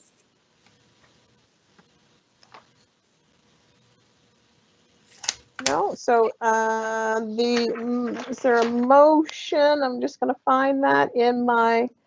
So the motion in front of us is that the Halifax Board of Police Commissioners approve the proposed 2021 meeting schedule as presented. Someone want to make that motion? I'll move it. All right, and I'll second it. Any? All in favor? Aye. Aye. Any opposed? Any abstainers?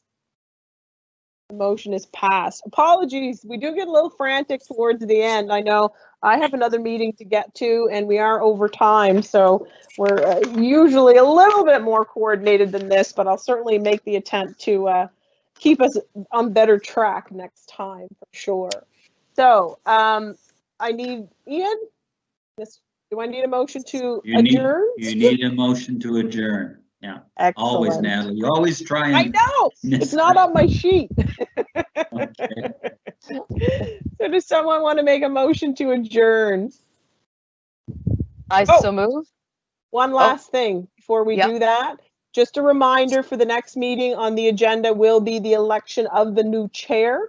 So if you are interested in taking on the chair role, I would ask that you just let me know, just so that we can capture it from a motion perspective and on the agenda for when we do have the agenda review.